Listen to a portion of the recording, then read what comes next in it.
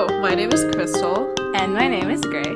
And this is Rubbish and Probably a Podcast, a Good Omens commentary podcast where I, someone who has seen the show too many times, And I, someone who only knows the show True Crystal, discuss every single episode of Good Omens. For today's episode, we are discussing Season 2, Episode 4, The Hitchhiker, featuring the mini-sode Nazi Zombie Flesh Eaters.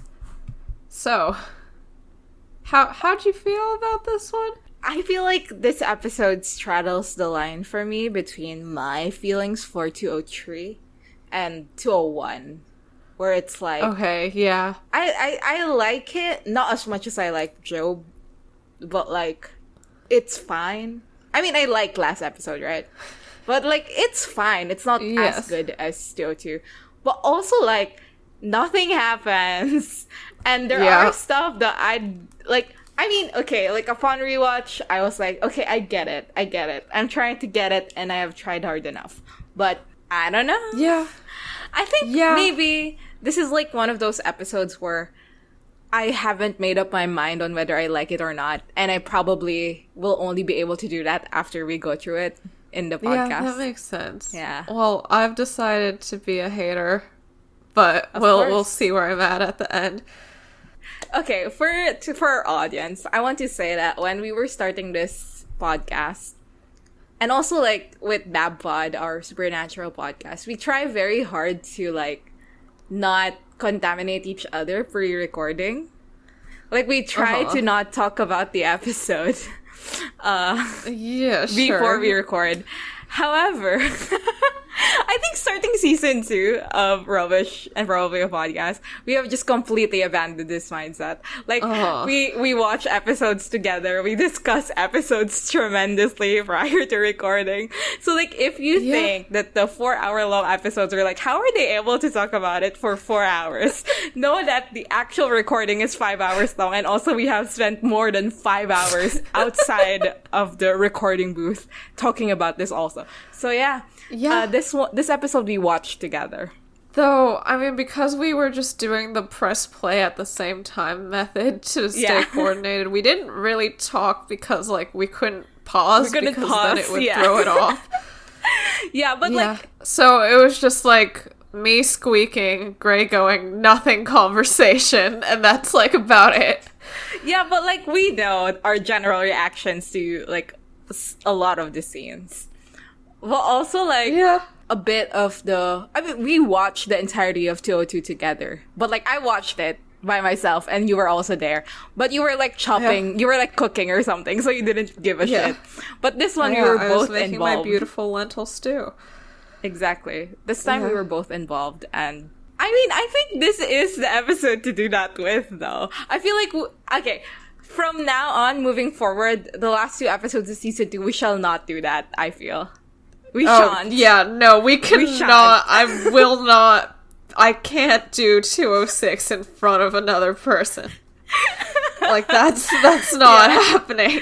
It's a level of vulnerability that one may never achieve.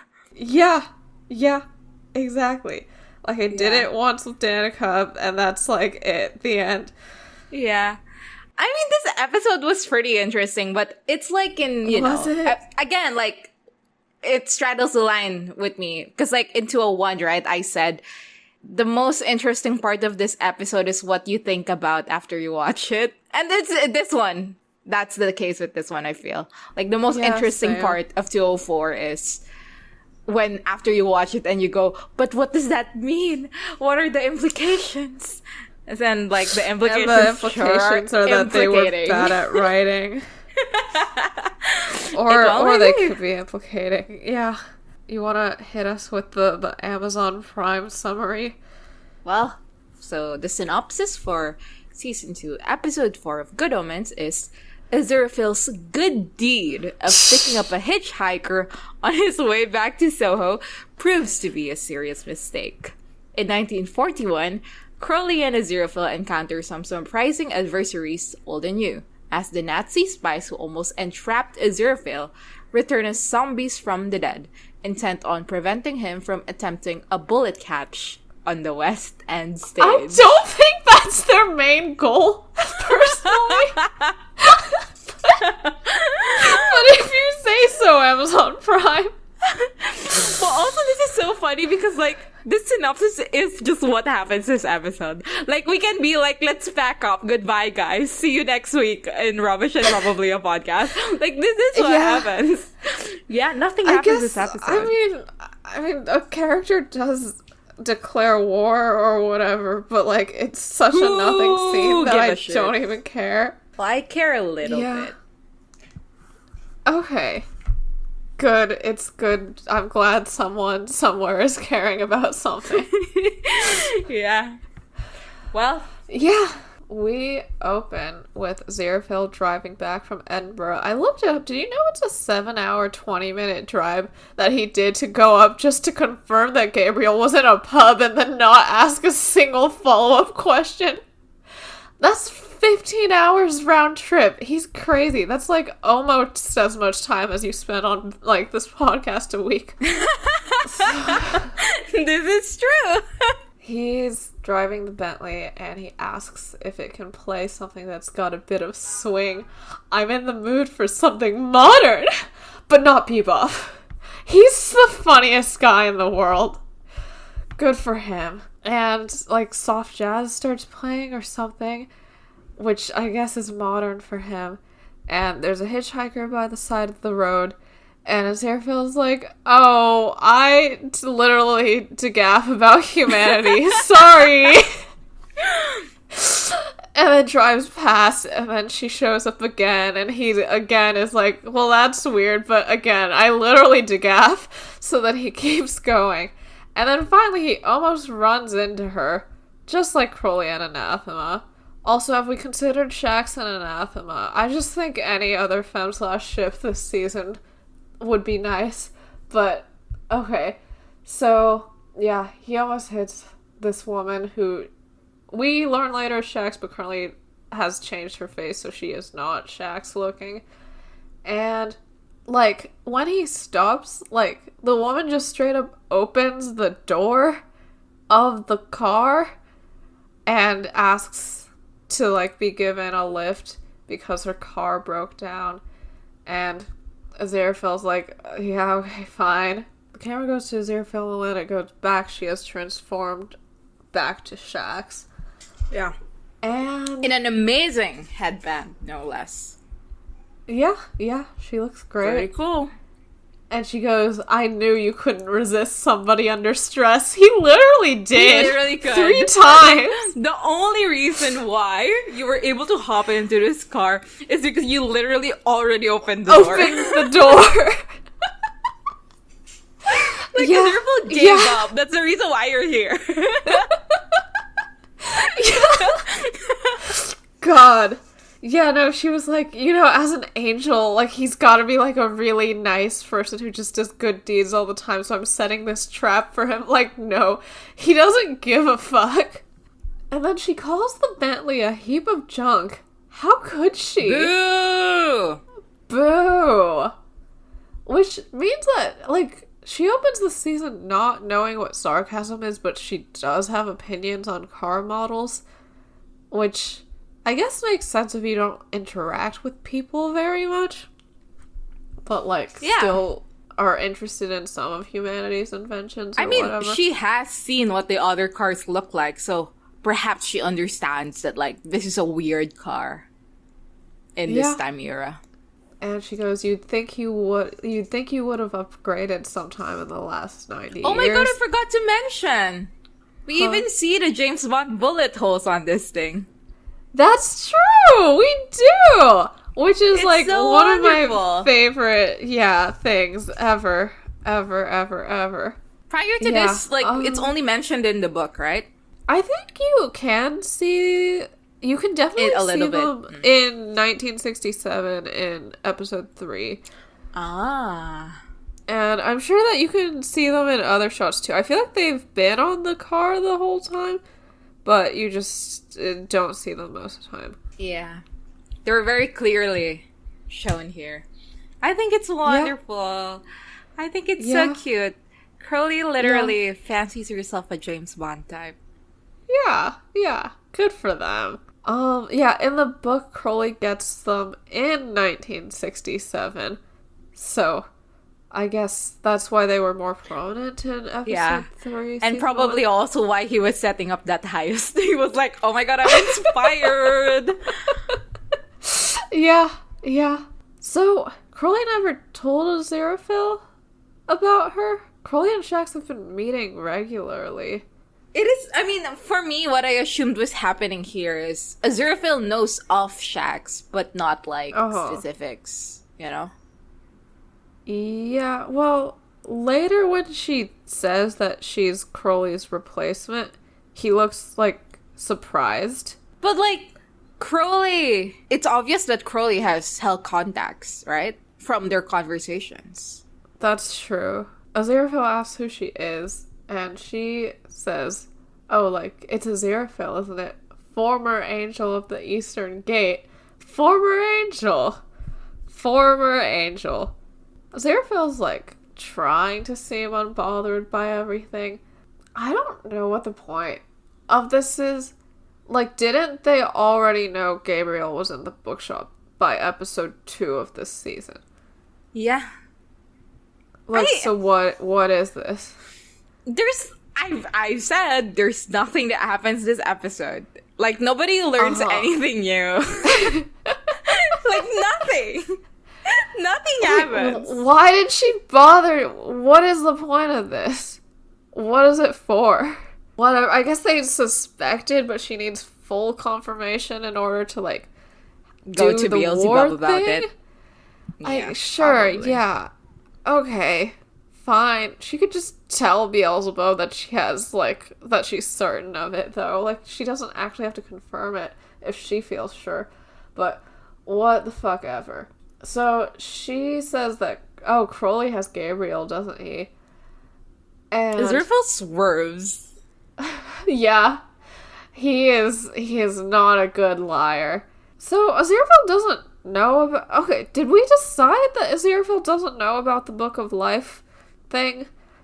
Yes. Because I think it's more appropriate if, like, Crowley is hiding the Book of Life thing from Aziraphale, and Aziraphale is hiding this from Crowley. Which is what happens at the end of the episode. Also hiding extra things from Aziraphale, though. Like the fact that Shax came by and said that Hell was gonna declare war on Aziraphale. And the fact that Gabriel had a fucking prophecy thing about the world ending. So, like, I think it's still, like, not evenly matched. Why? Like, last episode, you were like, it's so important that Aziraphale is saying all this nonsense shit to Crowley. Yeah, like, but... season, yeah, but no, it's back to this, actually. Anything. But, like, literally, like, why is he only telling Crowley the nonsense shit? Like, why is none of the important stuff communicated? They may be dead tomorrow. I don't know. None of the season makes sense. They're just, like, saying random shit to get the stupid plot to, like, do whatever it stupidly does. Ugh. It's bad. It's bad. Like, we could have had them as 60s lesbians, but instead, like, we have to have, like 4 episodes of just, like, Shax going back and forth being like, so he's in the bookshop? Confirmed? Cool. Let me ask someone else. Is he in the bookshop? Confirmed? Cool. So what is this? Like, I said... Well, actually, I didn't.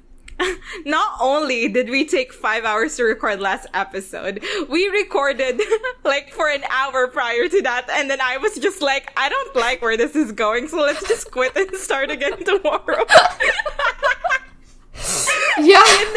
In the previous recording, I mentioned that like the reason why I really like season 2 so far, at least the like season 203 and 202, is that it really satisfies the desire that I have had since like episode 2 of season 1, where I was just like, I would love for Crowley and Aziraphale to just be like in a sitcom, like put these guys in situations, maybe there's gonna be even comedy in it, and I would love it so much. It's unreal. And like, that is pretty much, like, what's happening in 202 and 203. Like, they're just in situations, you know? Like, Aziraphale finds a clue. Aziraphale is investigating, but like none of them feel like they have any levity or whatever. And like they're not fun. They're just stupid. Like everything is just clearly to fill out time and to stretch out like the season over 6 episodes. Like you didn't have to do that. You can just not. Or you could have put the fucking 60s lesbians and maybe I'd forgive everything. Yeah. I'm willing to forgive everything if they put like lesbian Aziraphale and Crowley next season. I am a little worried about why they're in the US in the 1960s though. Like I hope that he's not doing like a Martin Luther King's death or a Vietnam War sort of like episode, you know what I mean? Yeah, okay, I get it, yeah. Yeah, I mean, I think that they should be there during the moon landing, and I have many thoughts in a Tumblr post on that, but like, that's like 1969, and he probably meant earlier in the 60s. Who knows? You know what? I can see it being later. Like, after the holy water. They're just like, let's go to the US, baby. Yeah, maybe so. Well, I think they're there during the moon landing then. Where even were we in this stupid scene that means nothing? Aziraphale first starts off by lying by saying, I think you must have me confused for someone else. Like, I'm literally not even Aziraphale. I don't know what you're talking about. Yeah. Truly his go-to. And then Shax says, I'm a little bemused as to why Crowley should risk destruction for you. Which, I mean, if Aziraphale doesn't know about the Book of Life threat, like, he should at least be clued in through this sentence that, like... something real bad is gonna happen. Yeah, that they will, like, be killed, like, fully if, like, something is figured out about them hiding Gabriel thing. But maybe he thinks this is, like, a hell-specific threat against Crowley and he himself would not be in any danger. But even then, I feel like he should give a shit. He should give a shit, that's true. But does he? I mean, probably, but the show doesn't show it. And then... are we back to, like, they're not even in love? They don't even have a chemistry realized? No, I mean, they want to fuck each other so bad in 1941, so...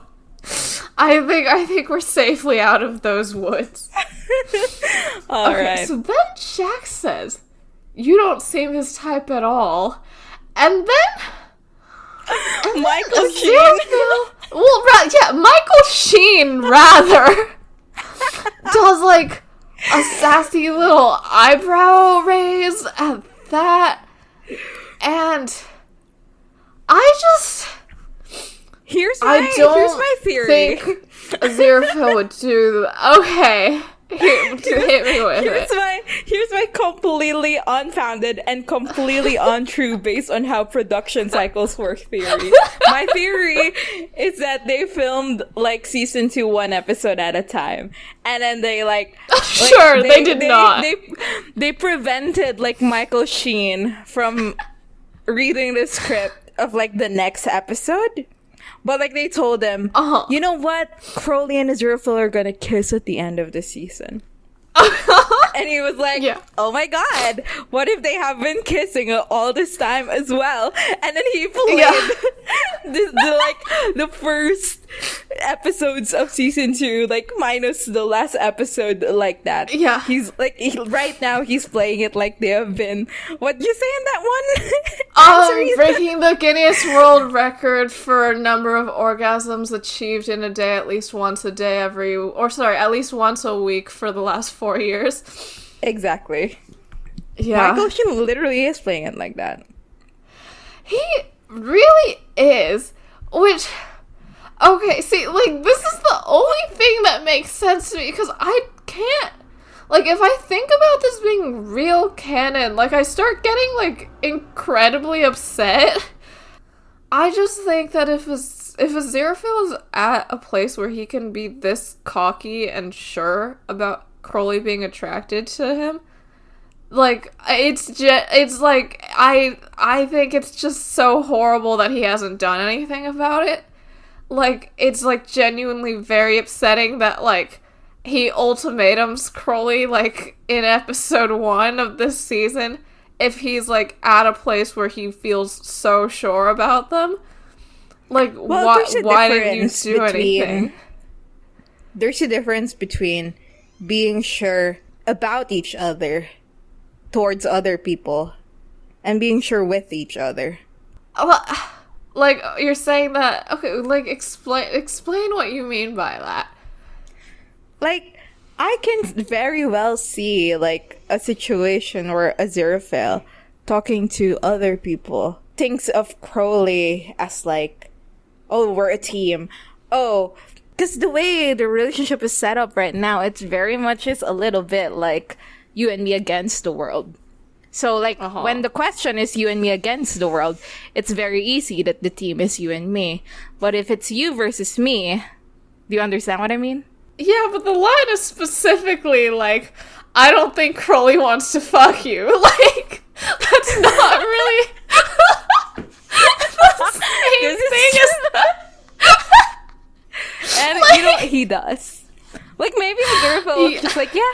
And they still haven't done anything about that? Well, maybe they have. It wasn't important to their journey. Well, they haven't, though! But they have not! What is this? I feel like the only reason I can be like, okay, like, I get why they're still not together when season 2 opens, is if, like, there's, like, uncertainty or fear on, like, their ends, but, like, this is just not an uncertain or fearful eyebrow raise. I still stick with my idea that, like, it's different. Because, like, yes, what Shax is saying right now is, like, oh, you don't seem like Crowley's type in terms of, like, romance or sex or whatever. But yeah, it is very easy to think of this line as a jest, as a, like, I'm trying to get a rise out of you. Only later, when she goes, and 18 or 19 years ago, I thought the two of you were an item. Look at Aziraphale's face then. It's different. He doesn't seem cocky. Mm-hmm. Like, he doesn't seem cocky. He seems like he's trying very hard to control his face. So, like, you know, try to imagine the situation. Like, Shax is looking at you and says this, like, suggestive thing. And you think to yourself, like, I need to, like, show some semblance of being in control of the situation. So I'm going to act like, oh, whatever like, it is he you're wants saying, me bubble. so bad, so fuck off. But, like, when later it's like, no, but, like, I am saying this for real, and this is something that other people think of you as well, because, like, it's rumors. It's not just I just assumed. That's a different thing. So yeah, I can't believe I'm defending Michael Sheen's acting choices this podcast episode, but you know what? I am going to defend it. I mean, he makes mostly good ones, so I understand. She says that she's gonna tell Hel that Crowley has Gabriel, and Aziraphale's just like, what? No? Huh? No? Like, well, first, nowhere to put him. Second, Gabriel hates Crowley. And Shax goes, he hates you. And Aziraphale doesn't go, I don't see why that's relevant. So, like, the jig is up. Like, sorry, Aziraphale. Sorry that you're so stupid. Aziraphale is so ungodly stupid. Like, what is this? Yeah. And then, as you said, Shax goes, you know, sometime in the last 80 or 90 years, I remember hearing that you and Crowley were an item. And apparently Aziraphale's face does something I didn't notice. But, yeah. I don't know. I feel like that's a line I should have thoughts on, but I don't. Due to how I'm, like, tired of this episode, do you have thoughts that you want to say? Yeah, so she is just referencing, like, whatever the fur thing was. So, like, he came down to Hel after witnessing that and was like, you guys, they're definitely fucking. She mentions how there was a demon called Fur who thought that they were the ticket to his ticket to the big time. I didn't even know who Furfur was for the rest of this episode. Name is never mentioned. Is that true? Yes, it's true. That's why at the end of our watch, I go, wait, who was Furfur?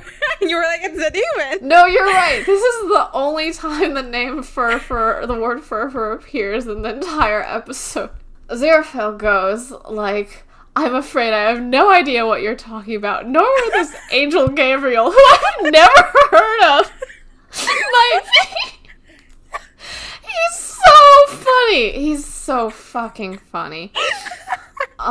Literally, yeah, he was like, Gabriel will never hate Crowley. Because he hates him. Gabriel. Also, who's Gabriel? Everyone, like, the boss of everybody in heaven. Like, yeah. I've never heard of that guy. What is heaven's existence? God, he's so funny. Shax has him let her out, and she's like, oh, you already told me where he is anyway. And Aziraphale goes, how did I tell you where he is? And she goes, well, you hadn't before, but you have now. And, you know, corny sorry, as hell. Bro. What even is this? Oh, what part? Just how the scene is stupid and Aziraphale no, stupid? how, like, Aziraphale is so stupid. Yeah. I mean, he is. I guess he's under stress. Like, the point, like, she did, like, have a tactic by going in, like, threatening Crowley first, because Aziraphale would focus on, like, making Crowley seem innocent in this, which would involve implicating himself somewhat. But yeah, not very smart. We have seen Aziraphale in more stressful situations, I feel like. They do, like, stupidify him a lot in this season, I think. Yeah. Boo. It's unfortunate. Sorry, Aziraphale. Like, he would be bad at the investigation because he's not taking that shit seriously. But this is serious shit. He should be smarter than this. Oh, well. Oh, well. Neil Gaiman. Neil Gaiman wrote, like, 8 minutes of this episode and failed so miserably at those 8 minutes anyway. Yeah. And Aziraphale drives back to Soho worriedly, but apparently not to tell Crowley anything, and also not to put up any protections in the bookshop. Just, like, for fun. Like, the entire ride home, he's thinking, oh my god, we're gonna have a ball probably, like, tomorrow or something. Yeah. And, like, does it matter that I'm bringing, like, dozens of humans to congregate in a space that, like, 70 demons are gonna attack? No. I don't give a shit about that. Literally, like, he just wants to have that dance. Okay, so we get the flashback now, right? And the way I feel about this entire minisode is, so you know how, like, Genesis 2 contradicts Genesis 1, because Genesis 1 implies that man and woman were created together and were both spoken to by God as equals, and then Genesis 2 has, like, the rib thing, and God only talks to Adam, and some people are like, no, like, Genesis 2 and 3 is just, like, a zoom-in / expansion of, like, day 6 of Genesis 1, except, like, first, contradictions, and second, it, like, justifies misogyny in a way that Genesis 1 doesn't, and just, like, makes everything worse, and, like, scholars assume that, like, Genesis 1 came first, but then 2 and 3 were written, like, way later during a time when people really needed to, like, believe that, like, humanity and, like, God were entwined, and that there was, like, a personal touch there so that they could, like, have hope or, like, convert or whatever, and then the misogyny of the time period seeped in and became a self-perpetuating cycle that's, like, justified Christian misogyny for centuries. Yeah. So, like, replace Genesis 1 with the first 30 minutes of Season 1, Episode 3, Genesis 2 with this minisode, personal touch from God with Neil Gaiman apparently wanted them to be gay all along and not just because he was bullied for 4 to 30 years, and misogyny with sloppy writing. And that's how I feel about this minisode. Well, I mean, this didn't happen, and it was better when this didn't happen. Like I said, I like the implications. Sorry. Well, good for you. You're glad someone somewhere is enjoying the implications somewhere. Yeah. I just... Like, why did you have to pick this night? Like, just do anything about anything else. I just don't think it was written by people who were fully thinking about the implications of, like, the 1862 divorce, or the fact that, like, Aziraphale thought that they weren't friends anymore for 80 years or whatever. And I feel like the holy water stuff is not... Like, there's stuff about that in here, but it doesn't feel like there's enough holy water stuff in here either. Like, it's just, like... They were really just, like, wouldn't it be funny if Nazis were zombies? Which, like, it wasn't. Like, those were, like, the most tedious parts of the minisode. And they were like, oh, well, a place we can build that off of is, like, this 1941 scene, and we'll just ignore a lot of the other things about the 1941 scene in order to make this work because we think we're funny. Well, like, you're not, so there. As I said earlier, like, what's enjoyable about this flashback portion is you think about what happens after and all that crap, but like I do agree. I feel like because I have a tendency to like look at things and be like, and this is the best possible way I can interpret this no matter what, but like I feel like it's easier for me to gloss over the obvious mischaracterizations, or like they wouldn't fucking do that, in a way where I'm like, okay, maybe they'll do that right in this moment, but like the further context would be removed from this scene. And by this scene, I do mean the dinner scene, which was completely mind-boggling to me when I first watched it. What even was that? But, I don't know. What's your main complaint? That like it doesn't reckon with the 80 years? It just feels like I don't think that this is what would have happened. What comes after. Yeah. I feel like this is like a fun romp that they were like, let's just put it in this year. To be fair, the 80 years specifically is not specifically stated in the show. That's a scripting. That's true. There is a reading of this where they met prior to the 1940s. Like, after the St. James. And they already reconciled, and it is just one of their post-reconciliation things. It could, after. Yeah, you're right. You're right. You can read it like that. You can read it also as like, well, we'll go through it when we go through the episode, because I have some thoughts about how... Upon rewatch, there are some, like, acting choices where I was like, okay, maybe, like, they really didn't see each other for 80 years, and I can believe that even with the writing.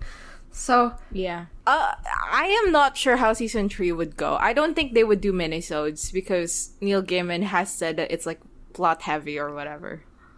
I guess. I assume.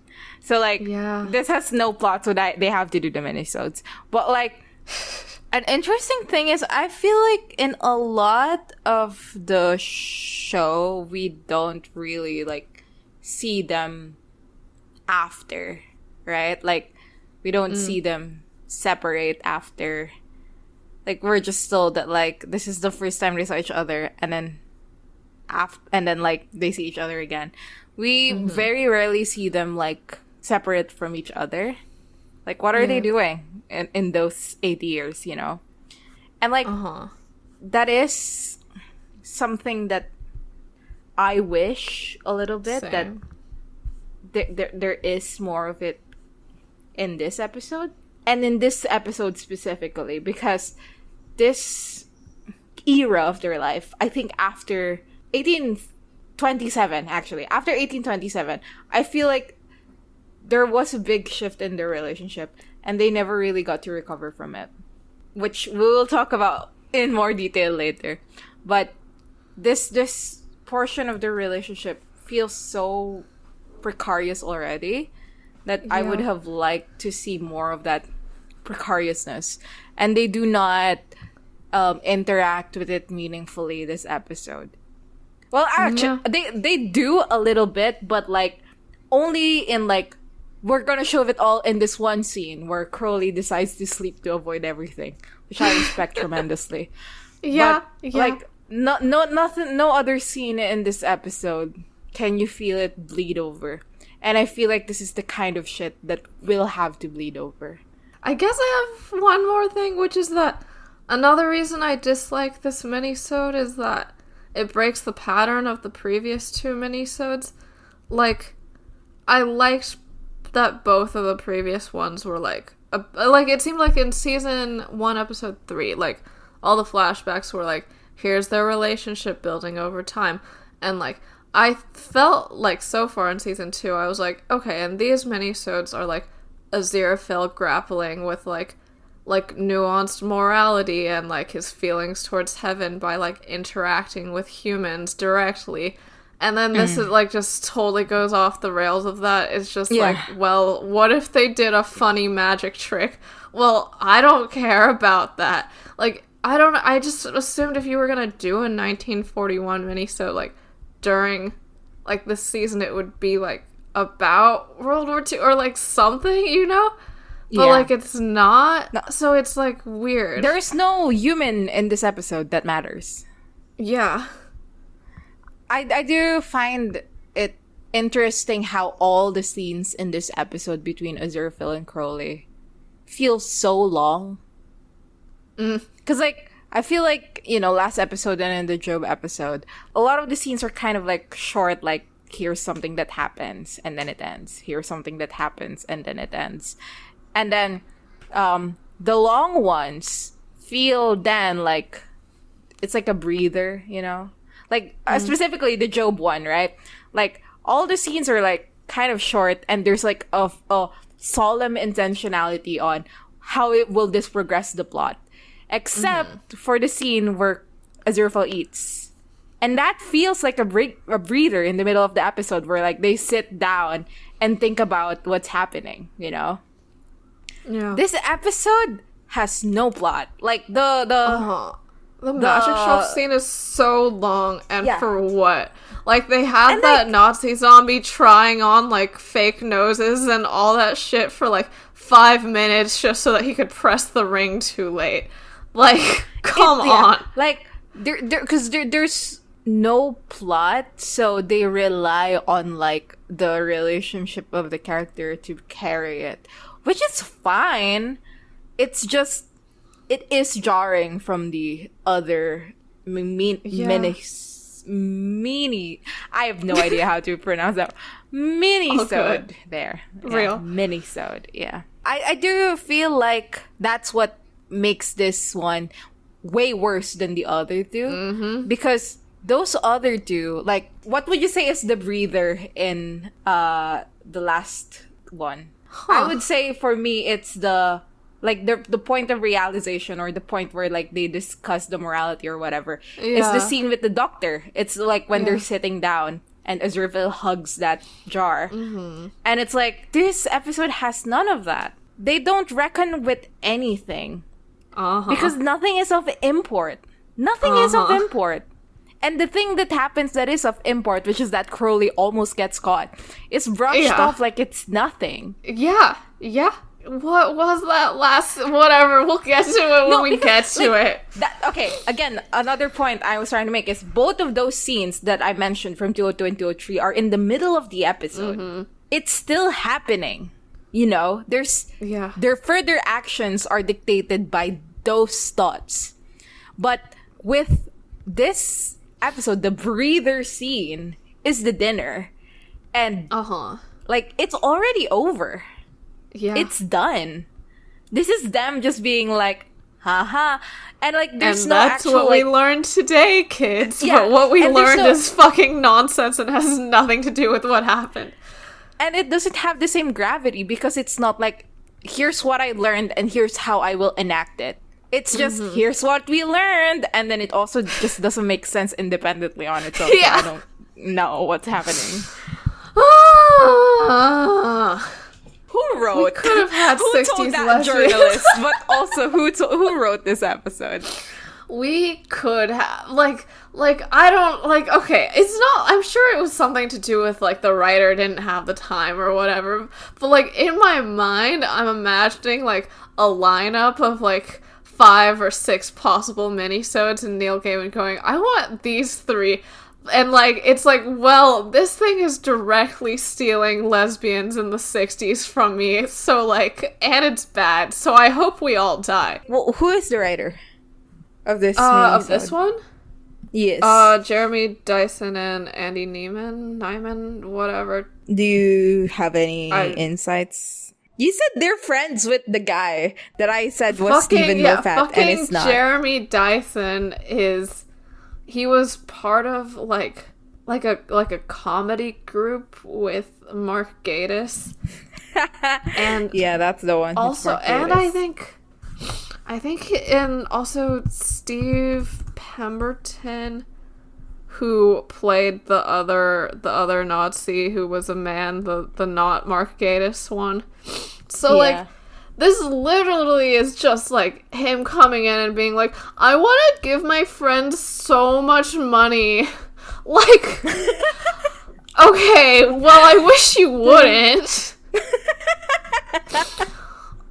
Also, their group is called, like, the League of Gentlemen, which is, like, so fucking, like, rich British guy of them. So, we go to London, 1941. We are, like, you know, it's the exact scene from season 1, episode 3.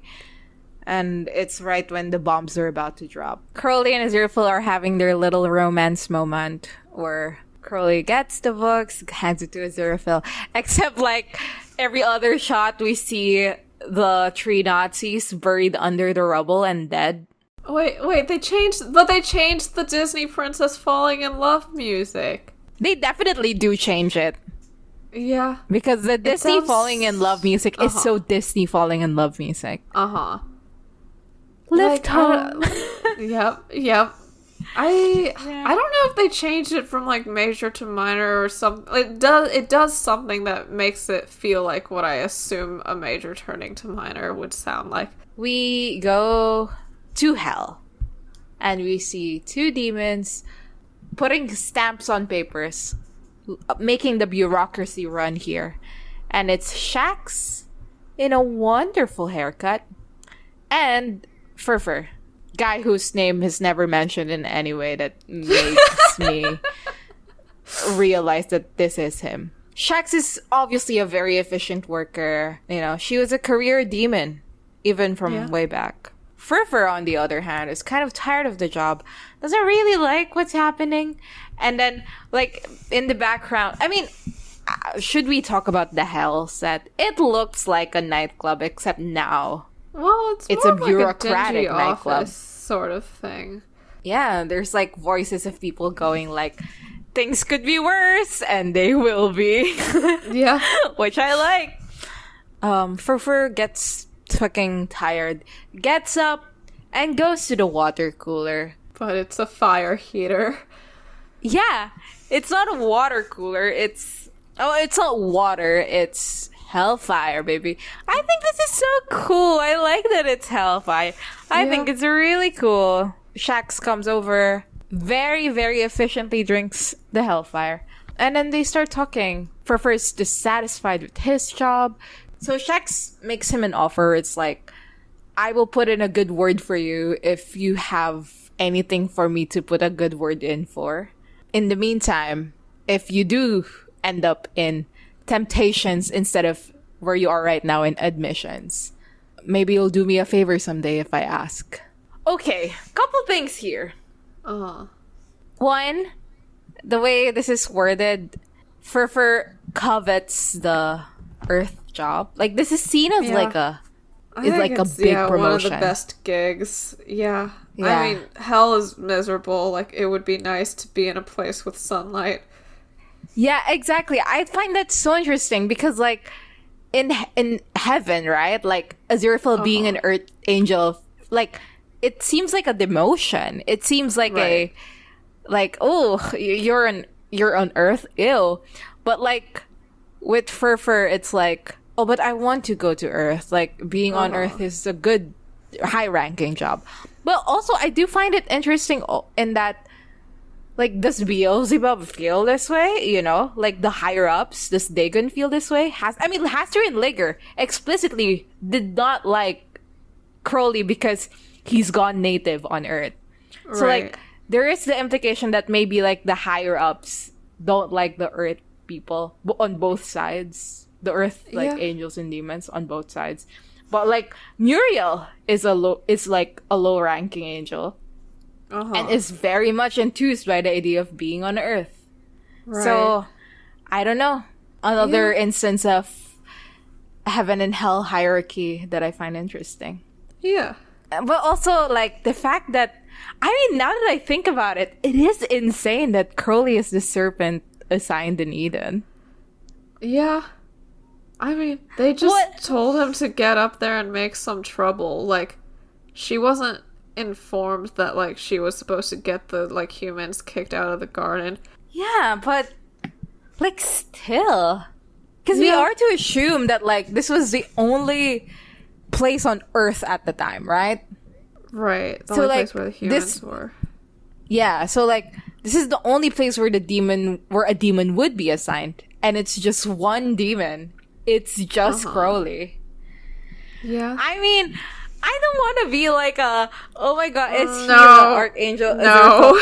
And like, the thing is, I really don't want to be. But like, I am further and further understanding the people who are convinced this is the case. What I don't understand is why you want it to be the case. Yeah.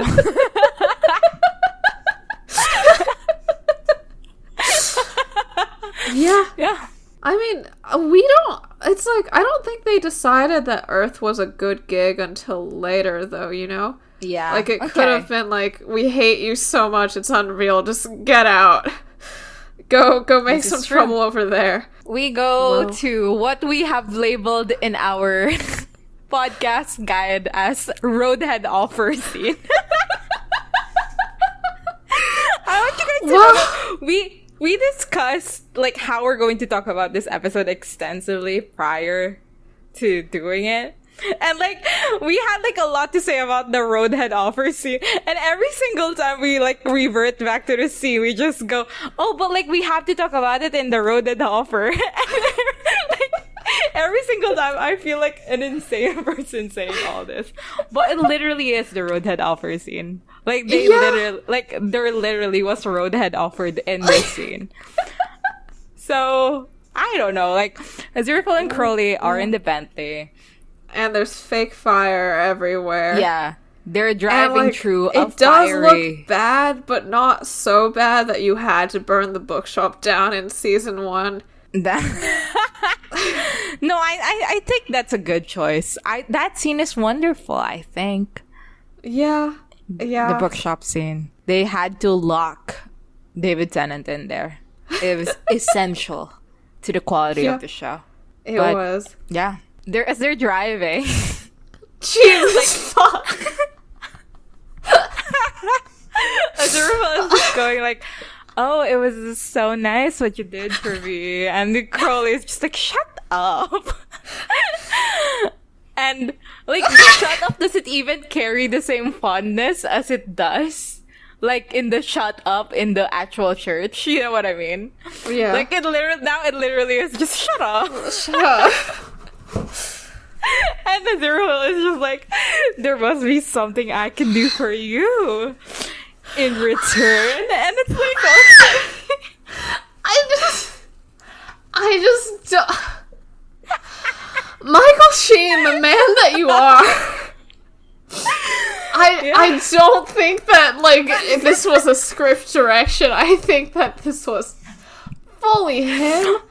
And my goodness. Tremendously. It's so hard to explain how much it's clearly a roadhead offer, but, like, it is, though. Like, it is. Like, okay, fine. If we want to think about it otherwise, like, maybe he's being coy about it or whatever, because it's like he's testing out the waters to see if Crowley will ask for holy water or if they're past that. No, it's literally not.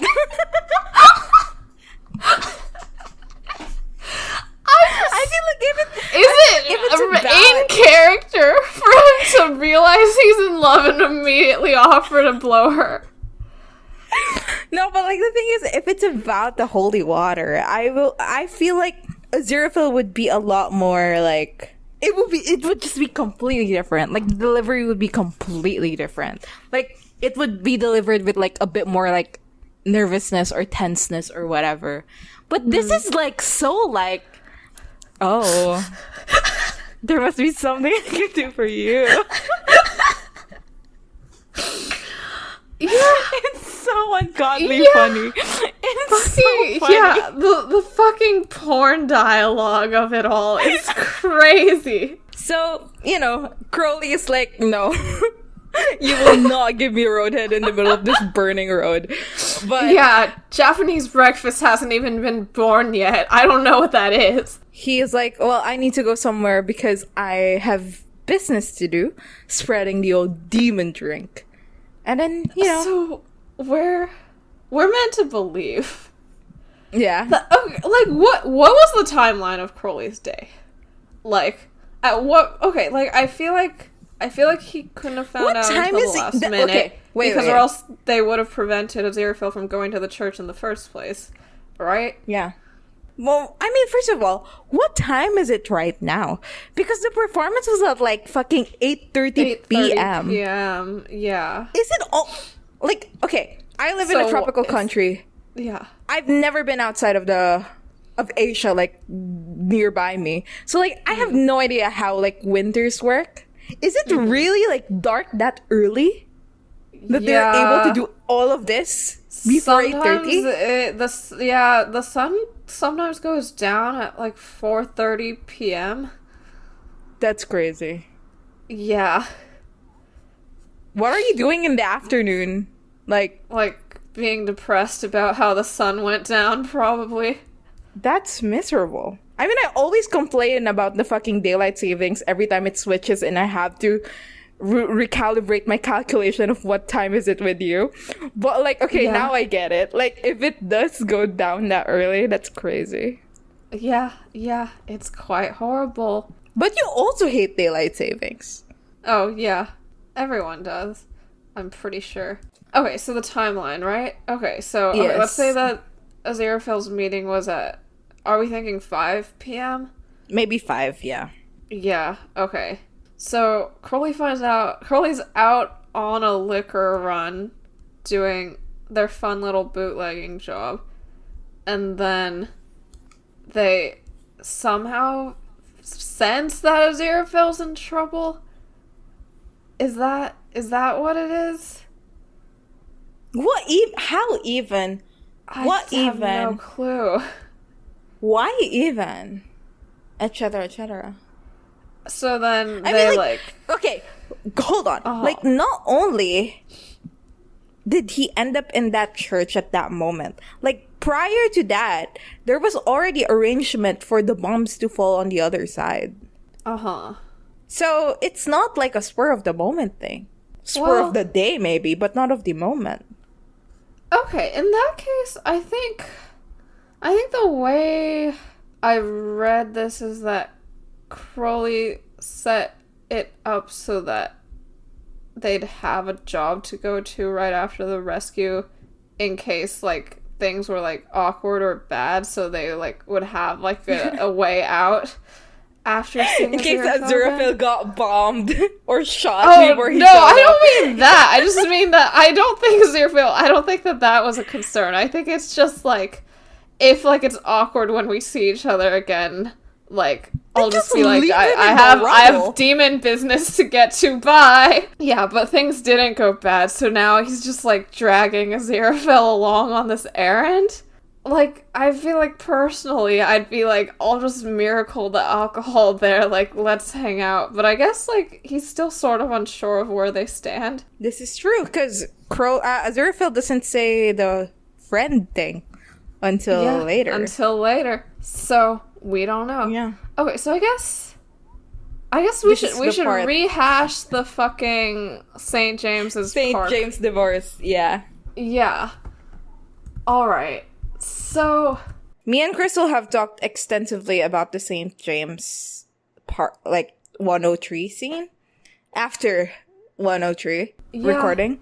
I feel like in 103, the episode isolated, we are to, like, think of Aziraphale as the person who is acting negatively in that scene, right?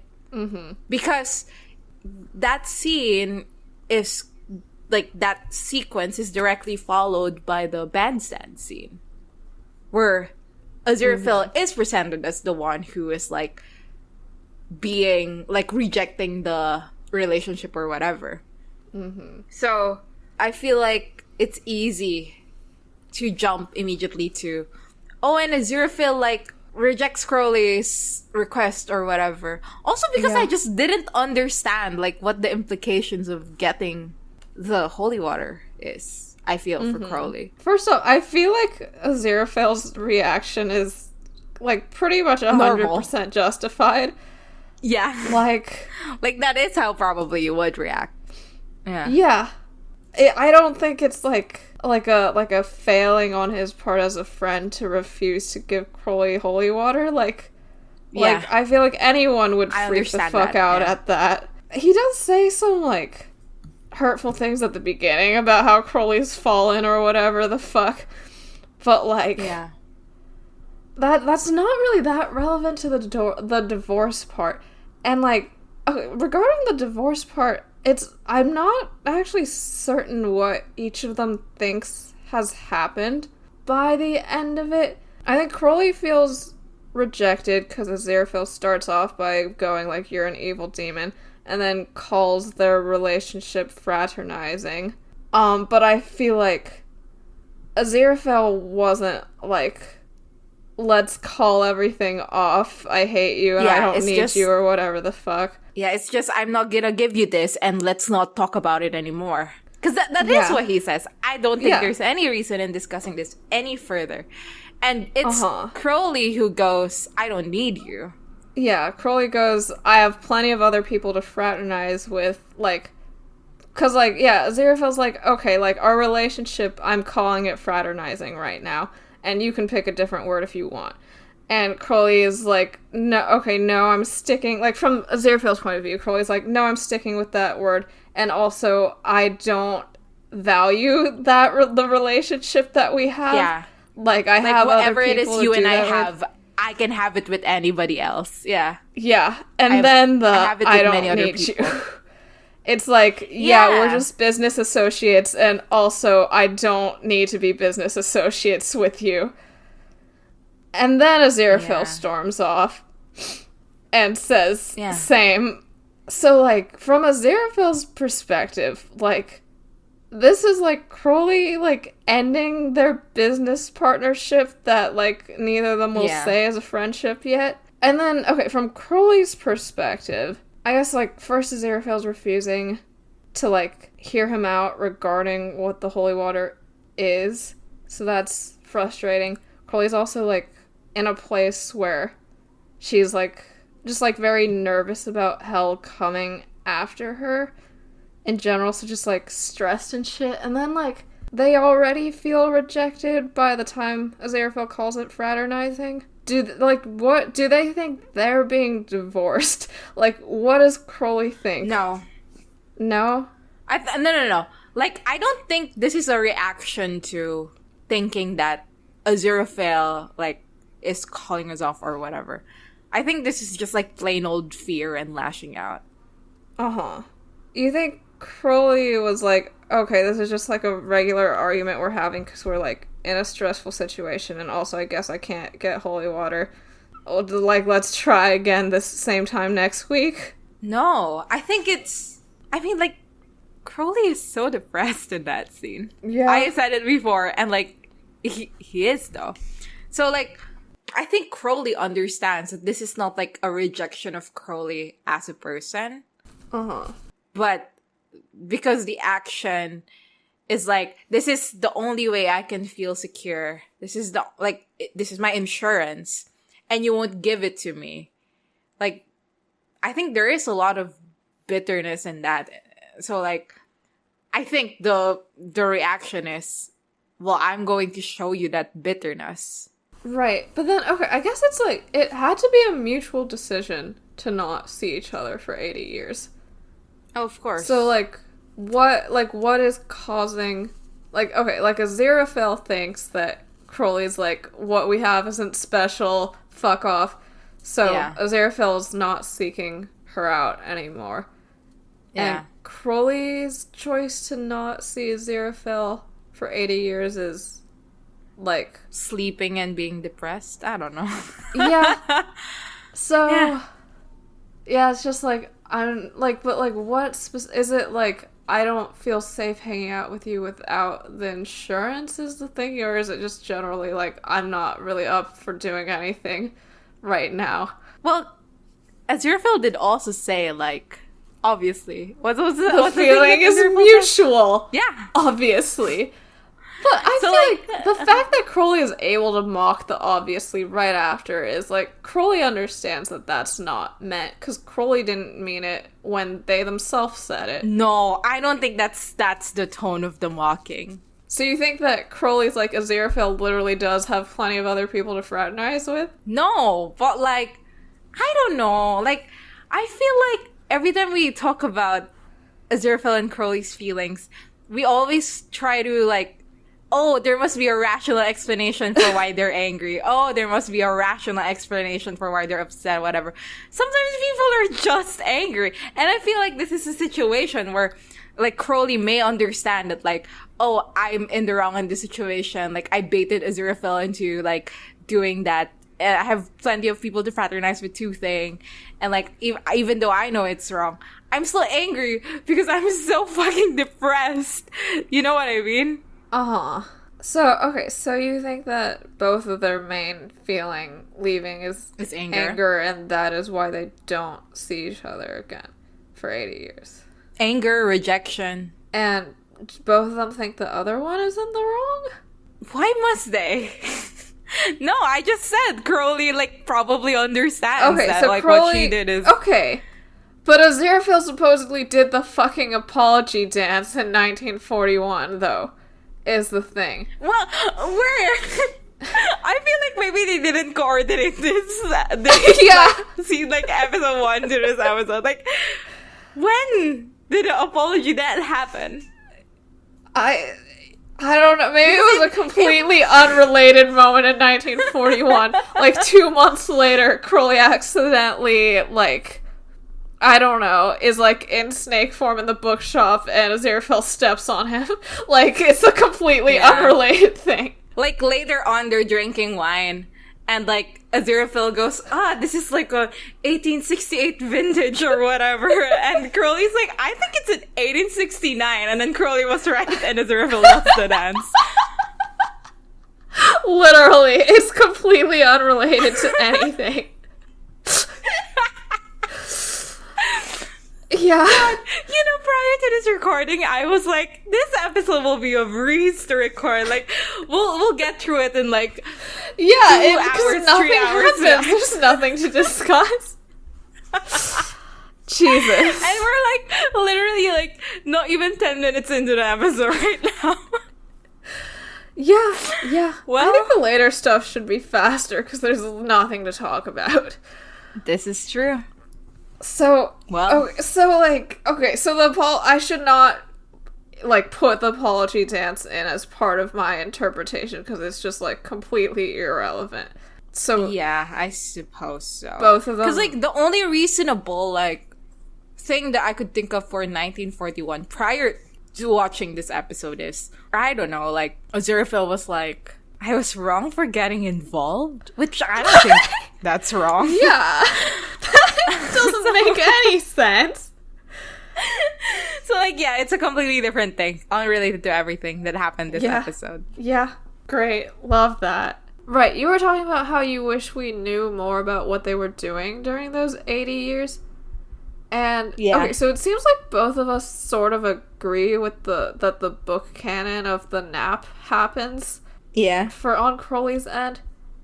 But we know that Crowley has to have been awake for at least 10 years, because the Bentley came out, and it's the 1933 model. So Crowley's been up for at least 8 years, because in season 1, they mentioned having the Bentley from New. So, yeah. What were they doing in those 8 years? I guess bootlegging. Yeah. Yeah. And then we know plenty of what Aziraphale was doing. Yeah. I'm not familiar with alcohol laws in the UK at the time. Yeah, I don't... So, it wasn't like a prohibition thing. I'm assuming it's just like a... Is it like a rations thing? Like... Probably, right? Like... Okay, yeah. Like the business or like the people in the business don't have enough rations to actually get that much alcohol or something. I have no clue. People who know about British World War II history, hit us up. Well, they arrive at the theater and it like at the West End, and Aziraphale's like, oh my god, the theater, we're gonna watch Sophocles and Shakespeare. And Crowley's like, okay, yeah, I'm gonna bring this fucking alcohol in. Aziraphale will see a theater and just start shouting bravo with his arms raised. Like, Aziraphale is so fucking funny in this episode. Truly the most wonderful gay man alive. He really is the most charismatic, charming gay man in the world. I'm happy for him. Yeah. Like, is any of it just like general like nervousness turning into giddiness, or no, he's probably just like this? I think he's probably just like this. No, I do think there's a certain amount of giddiness this episode that isn't present in other ones, and I think it's a mixture of a lot. Like, we just got out of this real like I just thought I was about to get shot and sent to heaven for like a century, and also I've seen you for the first time in 80 years, and also, are we in love? Oh my god. That's so, true. It's like, a lot is happening. Yeah.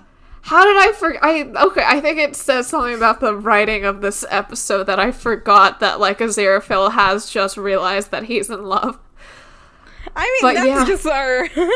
like, that's not canon, I don't think. That's only canon in Michael Sheen's head. It's only canon in Michael Sheen's head. But, I mean, Michael Sheen is also here doing the acting of it. This is true. So... Yeah, so I guess there is that.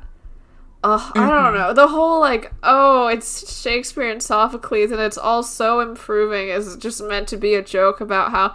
No, the actual show is, like, women dancing wearing fewer clothes than normal, which is not very funny of a joke, but there's plenty of not very funny jokes in this mini-sode, so, oh well. Yeah. Yeah. I think we're going to talk about one unfunny joke quite extensively later. Yeah. That was crazy. Jesus. Yeah. Okay. So, we cut to hell where the 3 Nazis are there, and Furfur's the one processing them, and they're all saying like, we shouldn't even be here, and one of them mentions that like Crowley was involved somehow, and Furfur's like, tell me more. It's like, like he said something about demonic interventions, we were inside a church, there was a bomb, and there was someone else there, Mr. Fell, and then he calls Aziraphale a real sissy type, a proper, and then a word that's spelled F-E-G-E-L-A-H, which is a Yiddish word that's sort of, like, used in a manner similar to the F slur, though, like, it is, like, used affectionately within the Jewish queer community, like, as the F slur also is within, like, the English-speaking queer community. So, like, and I guess it's like he's using the Yiddish word to make it more insulting due to, how he is a Nazi and things. Well, Aziraphale sure did get called the F slur. They couldn't do it in season 1, but they've done it now. Did we have to? I mean, I guess the point is that he's a Nazi and he's, like, specifically homophobic and anti-Semitic, so, like, yeah. Whatevs. So, Furfur wants to hear more about all of this because, I mean, sounds like why was Crowley in a church, etc., etc. And then we go back to the Windmill Theater. You missed the tongue! Oh, that's true. Okay. Furfur has a split tongue. Yeah. Yeah. Yeah, he, like, uses it to lick a pen before he writes stuff down. And, well, that should have happened to my friend Anthony Crowley. Have we considered that? Yeah. Also, like, I mean, also later when Furfur, like, meets Crowley, and here, like, Crowley seems to be, like, a popular guy.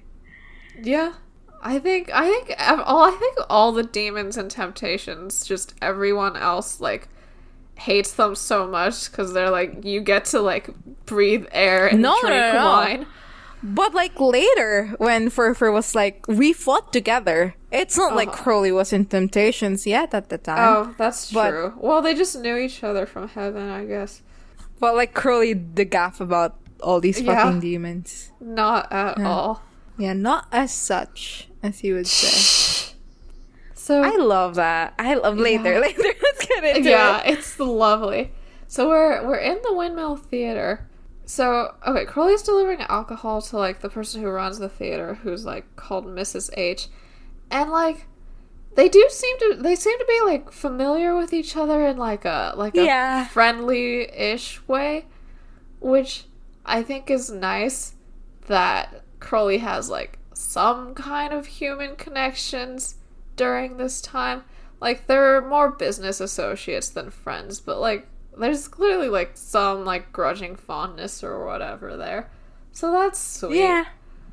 So, Aziraphale's just sort of standing in the back looking awkward as, like, Mrs. H yells at Crowley about how all of the bottles in the trunk of the car got smashed because of the bomb.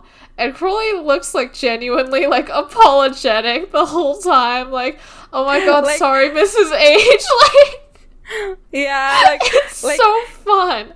Like, they didn't expect that these bottles would be broken, is the thing. And, like, it genuinely looks like, oh my god, I'm so sorry. Yeah. And she's like, don't you Mrs. H me, you cheeky sod. No, yeah. Prior to that, like, she calls Crowley, you great big lump. It's wonderful. I love this. I love this scene. Yeah. And I feel like there's, like, a brief cut to Aziraphale where he's like, well, I don't know what to do about this. Also, Crowley lets people talk to him like this? I mean, sure. I feel like this is nice because I feel like, you know, in, like, the Job minisode, Crowley's like, as soon as a human annoys her, she's like, well, time to turn them into lizards. But, like, this feels like a job that, like, they actually want to do properly. Like, they don't, like, miracle the bottles to be good enough or whatever the fuck.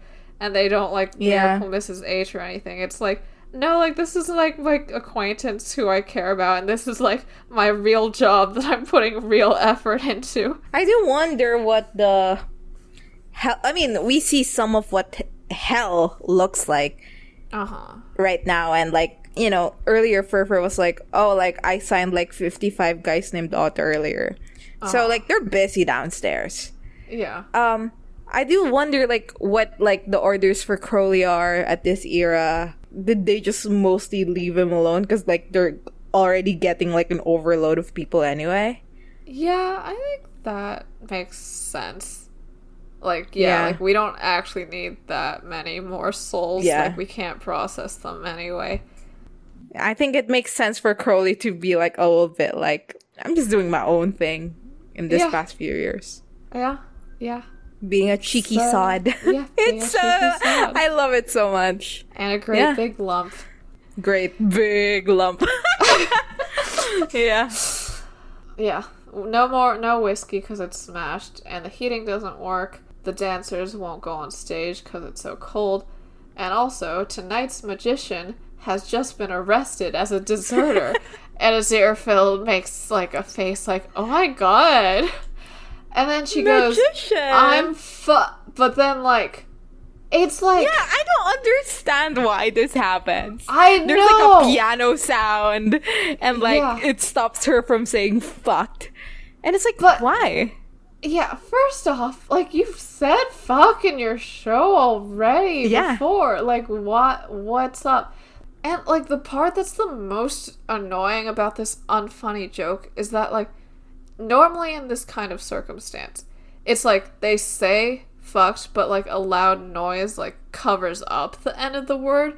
But here, it's so clearly that she says, I'm pho, and then stops. Like, she's so a person who just said, I'm pho. No one does that. She's snoodled, baby. Yeah. So, Aziraphale's love of magicianing overcomes all. Like, in season 1, like, it was literally like, that is the day that Armageddon's gonna start and the dog's gonna be there. And he was still like, oh my god, and I get to be a magician? I don't even care about anything else. And here his love of magicianing has overcome him realizing that he's in love with someone he can never ever be with and has been for 6,000 years or whatever. So, yeah, he excitedly... I don't think he's been in love for 6,000 years.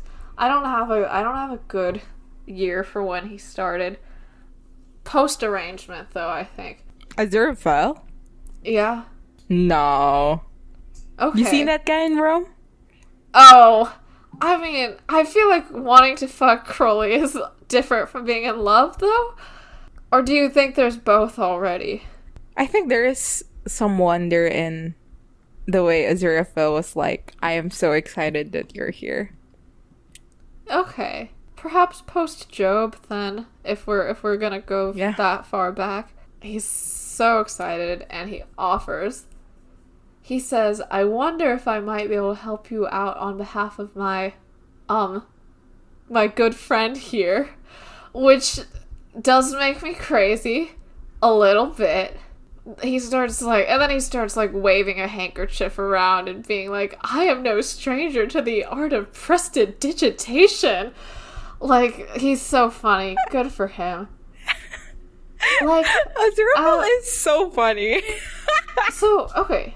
As soon as Crowley came back, Aziraphale's assured that they're good now. Because, I mean, Crowley came back and saved, like, his life and his book. Yeah. When is But Crowley, this is the moment for Crowley. Yeah. Is this the moment for Crowley where they're like, oh, we're good? Because, I mean, the my good friend thing is just said in front of a person, so, like, it could not be, like, it could be, like, not I mean, later in the bookshop, there's also a friend Like, I'm asking which of those do you think, like, makes Crowley go, okay, we're good? I think... Maybe maybe roadhead offer was already like, okay, we're good.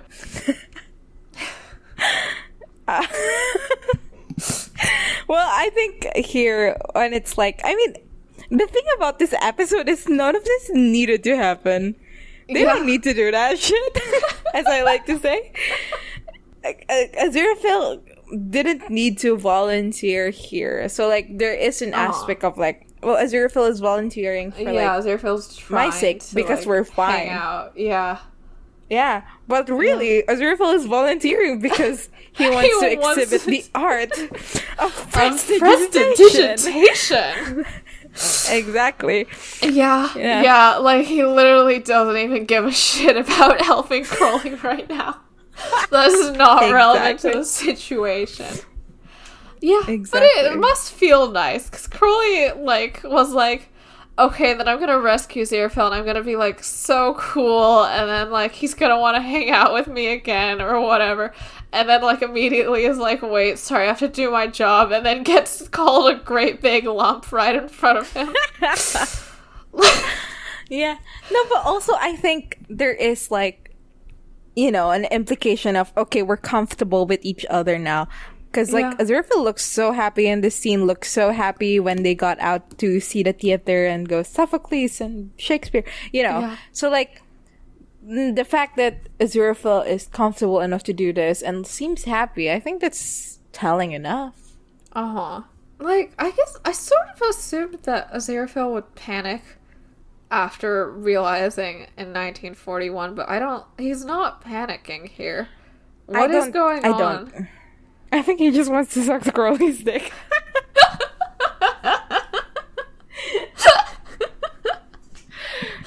Well, and so what if he does? Yeah.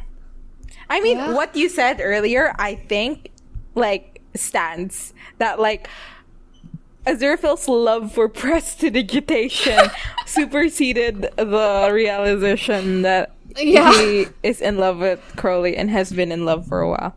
Yeah. Good for him. We go back to hell, and Furfur shows the three Nazis, like, a contract that's like, oh, you can either be a zombie on Earth and bring me, like, Crowley or whatever, or you can experience what this other Nazi is experiencing. And there's, like, a videotape where the Nazi is being eaten, like, a fly that is being eaten by a giant spider, and then pooped out by the spider, turns back into a fly, and then gets eaten by, and it's a continuous cycle. And they're like, okay, so, like, how long are we gonna experience that if we don't sign this contract? And the guy's like, forever, so, and then they do sign the contract. Yeah, well, the specific task that they have to do is, like, go back there, to Earth, find evidence that Crowley and Aziraphale are, like, allies in some way, and then press a ring to summon Furfur. And Furfur's gonna go up, take a photo for proof, and then, like, the Nazis can escape hell forever. Yeah. And he also brings up the fact that he has this miracle blocker card that will prevent anyone from using powers. He also says, like, he starts off by going, like Crowley and this Mr. Fell, who from your description appears to be an angel. And I know it's like a cut to later after they explain things, but I like to believe that all he heard was, like, there's this guy who sells books and is gay, and he was like, well, that's an angel. I don't know. They get fucking turned into demons. Oh, they get turned into zombies, and the last reminder is like, oh, you're gonna feel like an insatiable hunger that can only be sated by human brains. So they go up, and they, like, come out of the rubble. It's this super long and arduous scene. Yeah, it's 2.5 whole minutes that could have been dedicated to anything else. It's like, I have no idea why it's that long, or why it matters in any way, shape, or form. It's supposed to be funny that the guy is singing a song about a farting contest. Well, it's not. And it literally isn't. But anyway, they go to the bar right in front of to clarify what happens, they, like, go up and they eat a guy. Yeah. They go up, they eat the guy, and then they're all bloody and shit. And they just stumble through Soho, go to the Dirty Donkey, which is the pub in front of the bookshop, and then just hang out there, spying on Aziraphale and Crowley, who are in the bookshop. Yep. Okay, first of all, we need to discuss the fucking Dirty Donkey. Yes. Well, because in 1967, when Crowley was setting up that heist, he was in the Dirty Donkey pub, literally directly across the street from Aziraphale's bookshop, which is something someone reminded me of in an Ask. And well, incredibly funny. Like, I think a part of it is, like, if we're talking, like, what is the Doylist perspective on this? It's that it's probably a small set, and they were like, okay, pub, whatever. But, like, it is so funny to think that, like, a pub that has been here for quite some time, somebody else has already used to actively spy on the bookshop. Because it's that close, and the bookshop is that visible from it. Like, Crowley decided, like, this is the place where I will set up my heist situation. Yeah. Like, back then, in 103, like, you were like, oh, like, is this, like, for attention? Like, why is he in Soho? Yeah. And I was like, no, it can't possibly be true. Like, it's just, the city over. You go to the city over, it's like an 8-minute drive. Who give a shit? It was for attention. Right? It was for attention. Right in front of the bookshop, parked even. the Bentley right in front of the pub, right? Like, Aziraphale could look out of his window and see the Bentley there. Like, it's not like the Bentley was, like, particularly in style at the time. So, like, this is a very obvious car. Yeah. And it's just right there. Aziraphale's so funny for being like, I live in Soho. I hear things. It was literally across the street from you, Aziraphale. The things he heard is like the engine of the Bentley as it drove over. As it drove past the bookshop. Yeah, the things he heard were the conversations themselves, like, conducted across the street from him. Exactly. And, like, also, it brings up the whole, like, you know, you go too fast for me, like, being a result of Crowley going, I'll give you a lift. Yeah. Anywhere you want to go. And it's, like, the lift. I mean, like... It is pretty funny. I know it's like symbolic, whatever, subtext, whatever. But it's so funny. I'll make a U-turn to park on the other side of the street. And then, like, Aziraphale being like, you go too fast for me. And, like, the assumption you can make is, like, if you don't want to read it that way, right? It's like, it's about the car. Right. And I do feel like it is intentional on Aziraphale's side to, like, plausible deniability. Yeah. The fact that, like, it can be about the car. What are you talking about? But, like, if it's about the car, you go too fast for me in the, like, fucking 5 meters that we need to cross to get me to my bookshop. But Crowley doesn't say, like, I'll drive you back to the bookshop. Like, she says, I'll give you a lift anywhere you like, which, like, could include anywhere back to my place or something like that. It's an incredibly funny scene in retrospect now that we know that the pub is literally just right fucking there. But it's like a date offer sort of situation, right? Because it's like obviously it's not like go to the Ritz, you can't say whatever. Like drive, like make a like drive like switch lanes and then draw me off. Like, yeah, it is like a let's hang out, let's do something together. Let's go somewhere. Thing. Yeah, and Aziraphale, like, clearly it is that, and Aziraphale's like, no, we can't.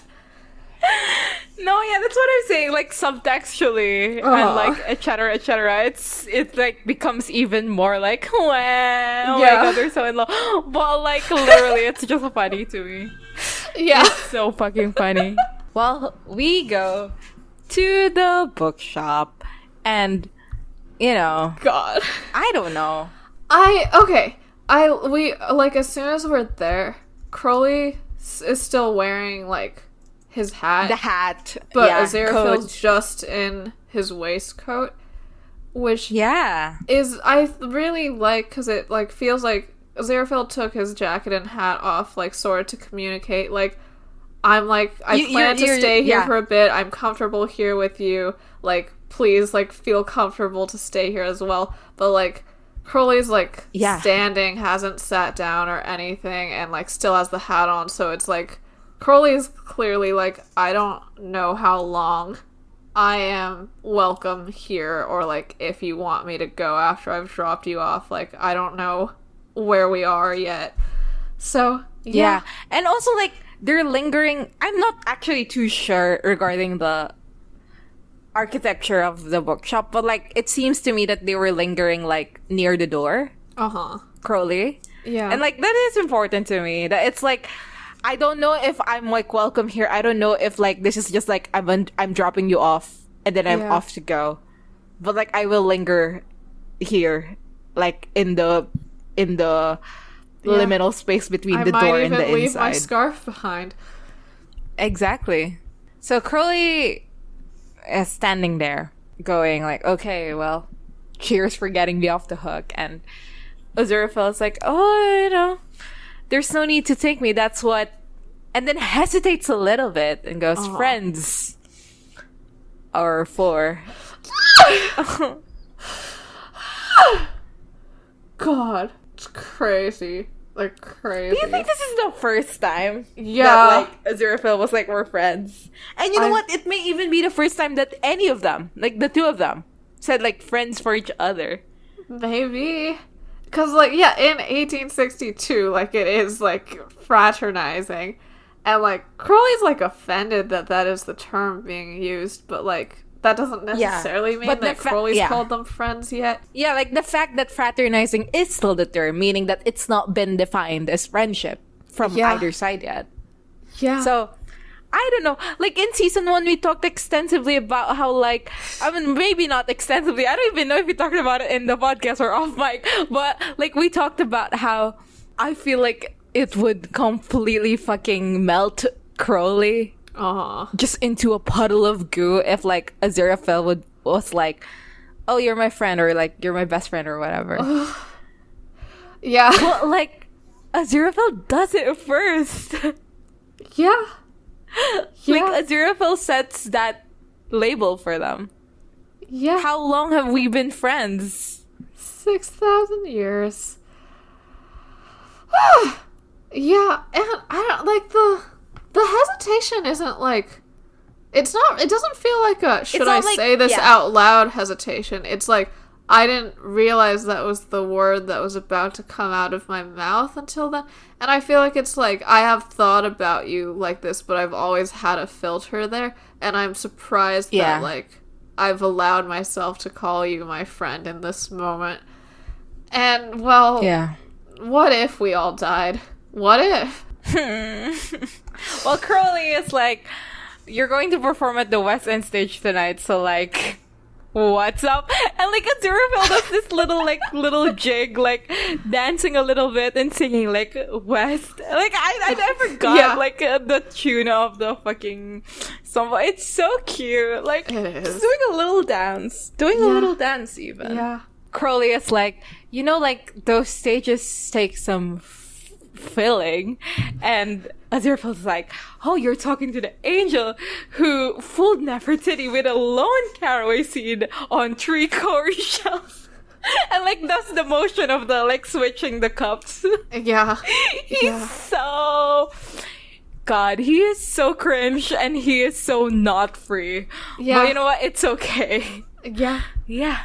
Aziraphale, like, spots a book on the shelf that was given to him by Professor Crowley Hoffman. Takes his hat off when Aziraphale goes for the books. I think Crowley's getting in character. Yeah.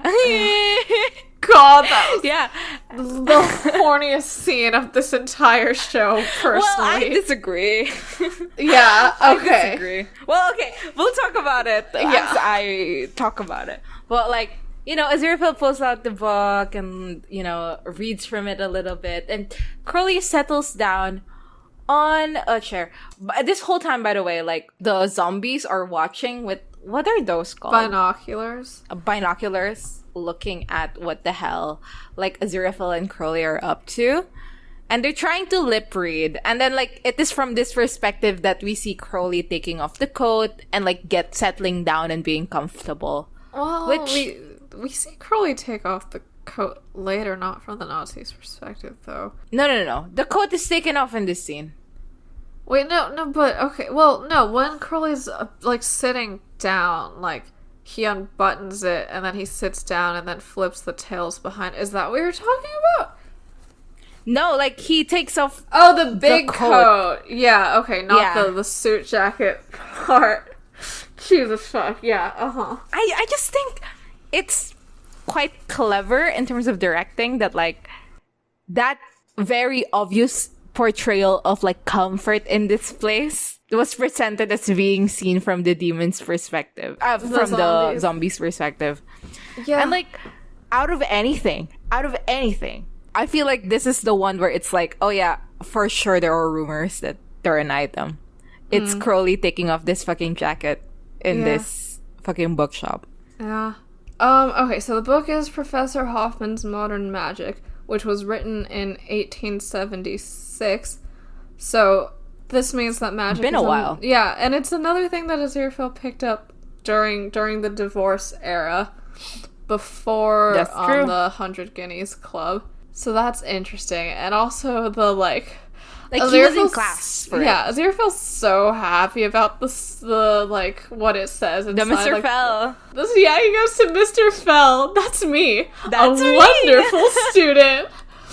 God bless. He was literally a pleasure to have in class. I'm obsessed with this guy. Okay, so Crowley, like, settles down on the chair and, like, sits a certain way. Yeah. While he's sitting, he unbuttons his like suit jacket, but he, like, it sort of stays in the position it was after the unbuttoning when he's sitting down. I love how you're pointing this out. That's just what you do when you're wearing a suit jacket. Well, it matters to me. You literally just unbutton it when you sit. Well, okay. I don't. Okay, so Crowley sits down. We've been on this Crowley sits down scene ever. He really does sit down in a certain way. Well, he sits down in a certain way even, and then, like, goes like, oh, so let's do some role play. Yeah! And he goes like, I'm a lonely GI. When he's, like, the suit jacket unbuttoning goes on, it happens on when he says go on, then while he's sitting down. And then, say your line and say when he does the tails thing. What do you mean the tails thing? Like, go on then, I'm a lonely GI anxiously awaiting. And then, like, you know, the suit jacket has sort of stayed where it was, like, together. But then on anxiously awaiting, he, like, flips the tails of, like, the suit jacket so it's, like parted more, like, to the side. This matters. It matters a lot. Well, you know what I'm talking you're about. Insane. But, okay, like, we didn't see before that there was a design on his tie, and now we do, and it's so pretty. Like, it really, like, makes the outfit in a way like that it didn't before. Okay, I get it. Yeah. Like, suddenly she's, like, 100 times more beautiful. Good for her. Yeah, the tie is pretty. Like, I mean, you should have said we saw the tie, not, like, he flicked the tail. I mean, that also matters, because I think it really is, like, the defining moment that makes this the horniest scene in the show to me. What even is going on in this recording? We've been at this super, like, I think everyone should just watch it and then get back to me. The point of the podcast is that they don't watch it. We can't be like, just watch it to the audience. God, we're so bad at podcasts. Okay, but you can say the full dialogue line now. Okay. Crowley takes a sit in a certain way on the couch and goes, okay, let's do some roleplay. Let's pretend that I am a lonely GI anxiously awaiting the arrival of the ladies of Camelot.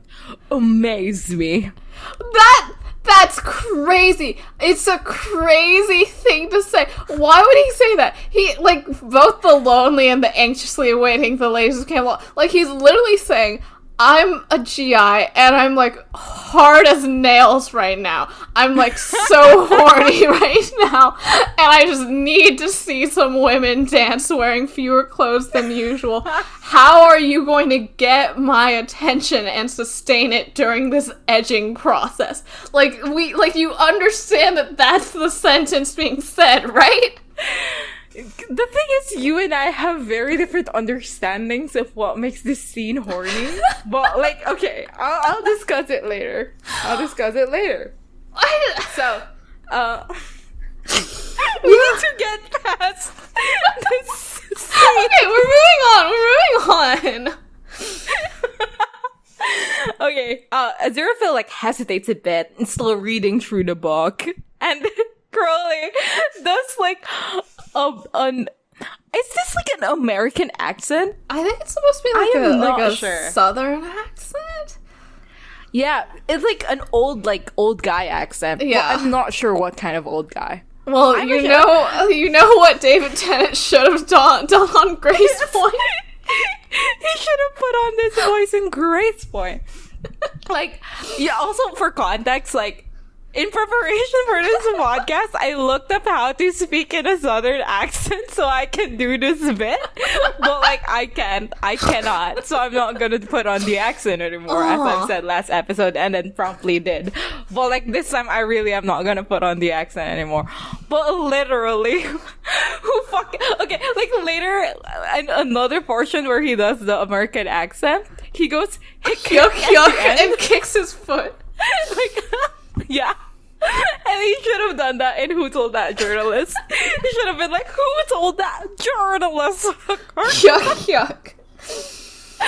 Yeah, it's important to me. Well, yeah, anyway. He, like, just goes like, oh, like, Mr. British man, like, wow me with your miracles. And then Aziraphale is just like, okay, well, can I just say that I do allow myself one tiny miracle just to warm the audience and myself. And he goes like, oh, like, I turn like a common turnip into an inkwell. He's so fucking cringe and not free at all. And this is what I mean when, because you think this scene is horny and that, like, the whole, like, putting on a show to impress an audience of one, I assume. Yeah, I mean, I also think it is just the coat flick and I think it's mostly just like, hello, let's roleplay that, like, I'm an incredibly horny man, like, wanting to see something else. How are you going to get my attention? The thing is, to me, like, the scene that makes this horny and also funny is the fact that Aziraphale is so bad at this. Like, it's just so terrible. And, like, as someone who in a lust-filled 2 weeks portion of my life watched the objects of my lust, like, do, like, improv. Yeah.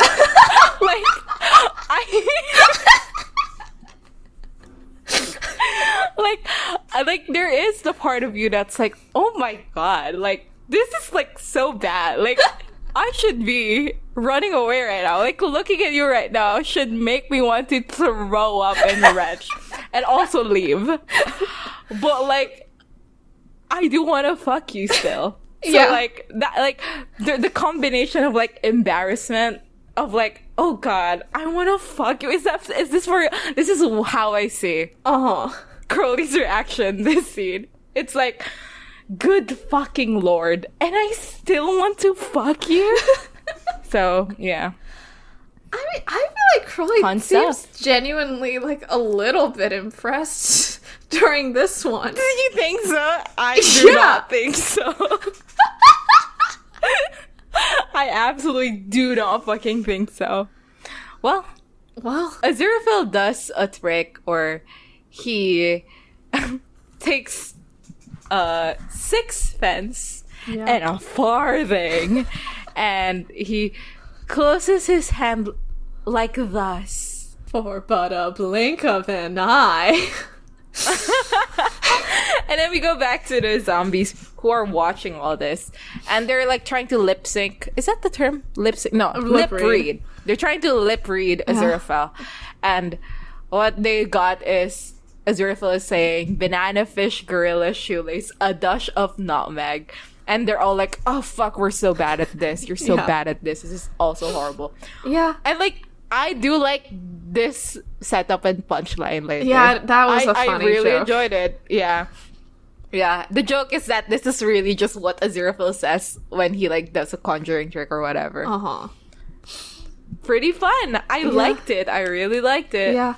When Aziraphale's presenting the coins, like, it cuts to Crowley and it looks like they're like genuinely like concentrating and thinking hard the whole time, and I'm not sure if it's like him being that girl who's like, I will solve your magic trick and know how you did it, or if it's just like playing their role as the GI and being like, oh, I'm so enraptured. I think it's the enraptured thing. But yeah. Yeah. Anyway, the farthing has vanished. Aziraphale looks so excited that it works. Yeah. Like, when he opens his head, he's like, oh my god, it is gone. Like, he blows on it and everything. It's so... That should have happened to my friend Crowley. And Crowley, like, looks at this and, like, tilts the glasses down a little bit. The shades, which they're still wearing. Tilts down the shades and, like, just looks at Aziraphale and goes, like, okay, right. Well, this is the part where you're like, he's actually impressed. Because, like, I think this is like okay, that's the trick. Maybe, yeah, I guess so. I guess that is a way to think of it. But I guess because I was reading the earlier concentration as, like, oh, I'm gonna figure out how he does it. It feels like the glasses down and the looking quizzically and going right was like, oh, I actually don't know how you did that one. Well, okay. Well, agree to disagree, as people say.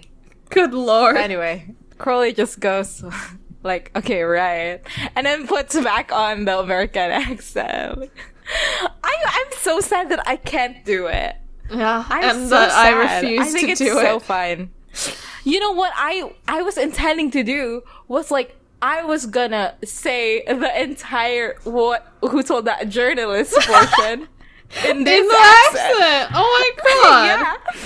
I was training to do it. I was watching YouTube videos on how to do southern accents to do it, and I just cannot. Yeah. So sad. But, you know, Crowley is like, oh, but, you know, that's a trick for close quarters.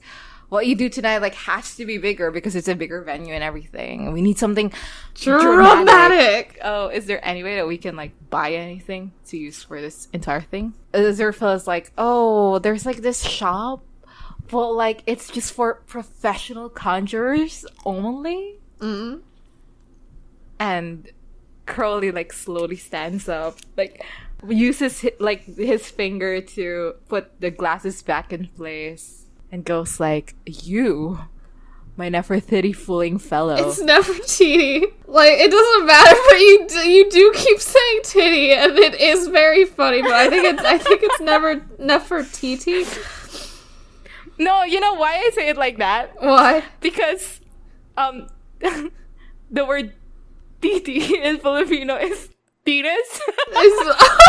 It's a bit. That's so good. I reverted to something that doesn't sound like that because I'm used to it. Like, here, we don't pronounce it the proper way because it sounds dirty. Oh, that makes sense. Okay, neat. So, like, So he goes like, you're about to perform at the West End stage, so if that doesn't make you a professional conjurer, I don't know what does. Mm. And, you know, it's sweet because Aziraphale was genuinely looking quite insecure when he was talking about the shop. Yeah. So, yeah. And, you know, Aziraphale, like, does this, like, smile of, like, oh my god, you're right. And, like, it's cute. It is cute. Yeah.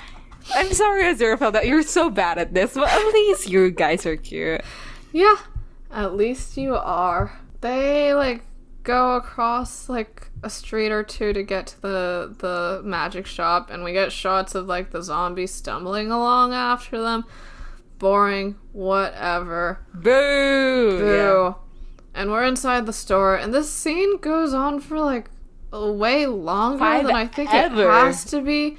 And if you go into, like, the bonus content on Amazon Prime, there's, like, 3 extra videos of the magic shop scene, like the magic shop scene extended, the magic shop scene shot from, like, the shopkeeper's point of view. Like, no one give a shit about the magic shop scene. Like, why do I need this? Yeah, well, at least they're having fun. At least they're having fun. I guess, like, so that I don't have to keep talking about it during the scene, like, one of the zombies does, like, eventually go inside and, like, muck about in the back and look at them and, like, try on fake noses and fake rings and shit during that time. So just know that that's happening. But yeah. Aziraphale goes in and he's so entranced by the store, and The storekeeper is just some guy who's annoying. Aziraphale was so loyal to the idea of being a conjurer. Yeah. That he could just do a miracle and be like, oh yeah, I can get into the store now. Look, I did this thing. But first of all, they don't even check. Yeah, nobody's checking if he's a professional conjurer. In fact, there's materials here for amateur conjurers. Yeah. So it's not a professional shop, as he puts it. Yeah. But I don't know. I think it's cute. I think for a long time he was oh, there's a shop corner on the other side of the street, and I really want to go there, and I really want to buy fucking materials for tricks, but alas, I need to improve. Yeah, it's cute. Yeah, I think it is cute. Crowley picks up this box, and the shopkeeper's oh, that's a cool thing. Just hand me the contents and I'll show you what it does. But it's a trick box, so Crowley opens it and it makes a sound and a bunch of confetti and stuff comes out. And Crowley and Aziraphale both yell. Yeah, but Crowley looks happy, Crowley smiles in this scene. It's this is fun. Yeah. I love that. Okay. Don't you have to put it back? Don't you have to put the confetti back in the box afterwards? Why would you demonstrate it? You have to scrounge about picking up pieces of paper from the ground each time you use it afterwards? I'm sure there's confetti that you can get in a pack that you don't have to pick off the ground. I guess. It's just not a very good box, I think. But Crowley thinks this is great. Look at Crowley. Look at Crowley. So beautiful, etc., etc. Yeah, it's great. Aziraphale is more oh, no, that's a cheap trick. I need something better. He sees these, metal bracelet things and fucking moans. Truly, fully does that. Moaning. Fully a moan. It's fully a moan. There's no other way to describe this sound. Yeah, there's not a different sound that it is. It is a moan. He doesn't just do it once. It's different. It's multiple moans in different ways. God, he was the roadhead offer doesn't work. Let's try a new tactic. It's so funny. Aziraphale is so funny. He sure is. But, while he's fiddling about with them, he accidentally throws one and knocks over, a tower of cards. And he also, knocks over everything on the table. And he and the shopkeeper scramble to pick everything up, and Crowley's just standing there. I'm not doing anything. Well, I mean, Crowley did get called a great lump and a cheeky sod earlier. Yeah, and right in front of Aziraphale. What do about that? Yeah, in a job where, Crowley was supposed to be cool and ooh, I'm such a bad boy. Sneaky. Yeah. And now Aziraphale's oh my god, I'm so cool. I can do this magic trick. And then just makes everything fall. Yeah. They're so losers. They're loser for a loser is what it is. The shopkeeper shows a trick called the Professor's Nightmare. And there's 3 pieces of rope of different lengths, but then you're able to sort of hold on to the ends and stretch them out so that they look like they're the same length. Aziraphale looks quite enthused about this trick until the shopkeeper says, "This is perfect for a talented amateur such as yourself." And then Aziraphale immediately is "Talented amateur? I'll have you know I'm booked to appear in the West End." And then he says the full location and time of the thing, which the Nazis overhear. So, yep, there we go. That's the plot progression of this scene. And also, I guess, getting the firearms. So, Aziraphale sees this new trick, a bullet cache thing. And he wants to do that. Okay. So, the shopkeeper says 12 people have died presenting this effect. Years ago, I sold one to a lovely Chinese fella, and he ended up 6 foot under. And apparently, what this is a reference? What? I don't even know how to talk about this. What?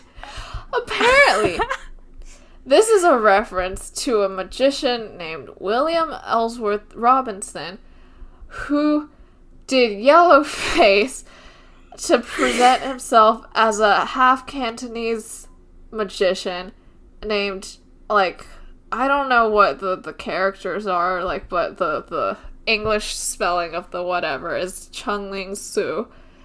And, yeah, like, apparently he did a bullet catch thing, and then one time it, like, went wrong, and then, like, he died, and then it was only after that people found out that, like, he wasn't Chinese. So... like, I read the Wikipedia page for this guy, and, like, apparently mocking people racist things the family business, because his dad worked in minstrel shows, so, like, that's crazy. Secondly, this sort of started because, like, he copied, like, completely copied the act of, like, an actual, like, Chinese magician who was, like, getting famous in the West during that time. That guy's name was, Jingling Fu, and, like, they had, like, a kind of rivalry going on, and then eventually, like, there was a theater that was looking to hire a Chinese magician, and he was like, well, I want that job. So then he changed his clothes and his hair and painted his face with grease and then auditioned and then got it. And then for, like, years of his life, he just, like, he wouldn't speak English on stage except for, like, occasional, like, quote-unquote broken English, and, like, during interviews and stuff, he always, like, went through someone else or whatever the fuck. So, like, yeah, that he kept that up for his entire life. And, like, I don't know what the point of referencing this was. Like, what was the joke? I mean, okay, how did you find out about that it's a reference to this? The Amazon Prime X-Ray trivia. Jesus Christ. So they were, like, proud of this. They were like, we're gonna put it in the fucking yeah, like, fun fact. Isn't this great? It's, like, the way it's presented, it feels like this is a fun Easter egg for people who know about, like, magic, history or whatever, right? Like, yeah. Haha, there was this guy who died from a bullet catch, and it was famous that he died from that because apparently, like, when it happened, yeah. He shouted, like, oh god, something's gone wrong. It was the only time, like, it was clear that he could fully speak English, and then he died. That's so funny. Well, I say play stupid games, get stupid prizes.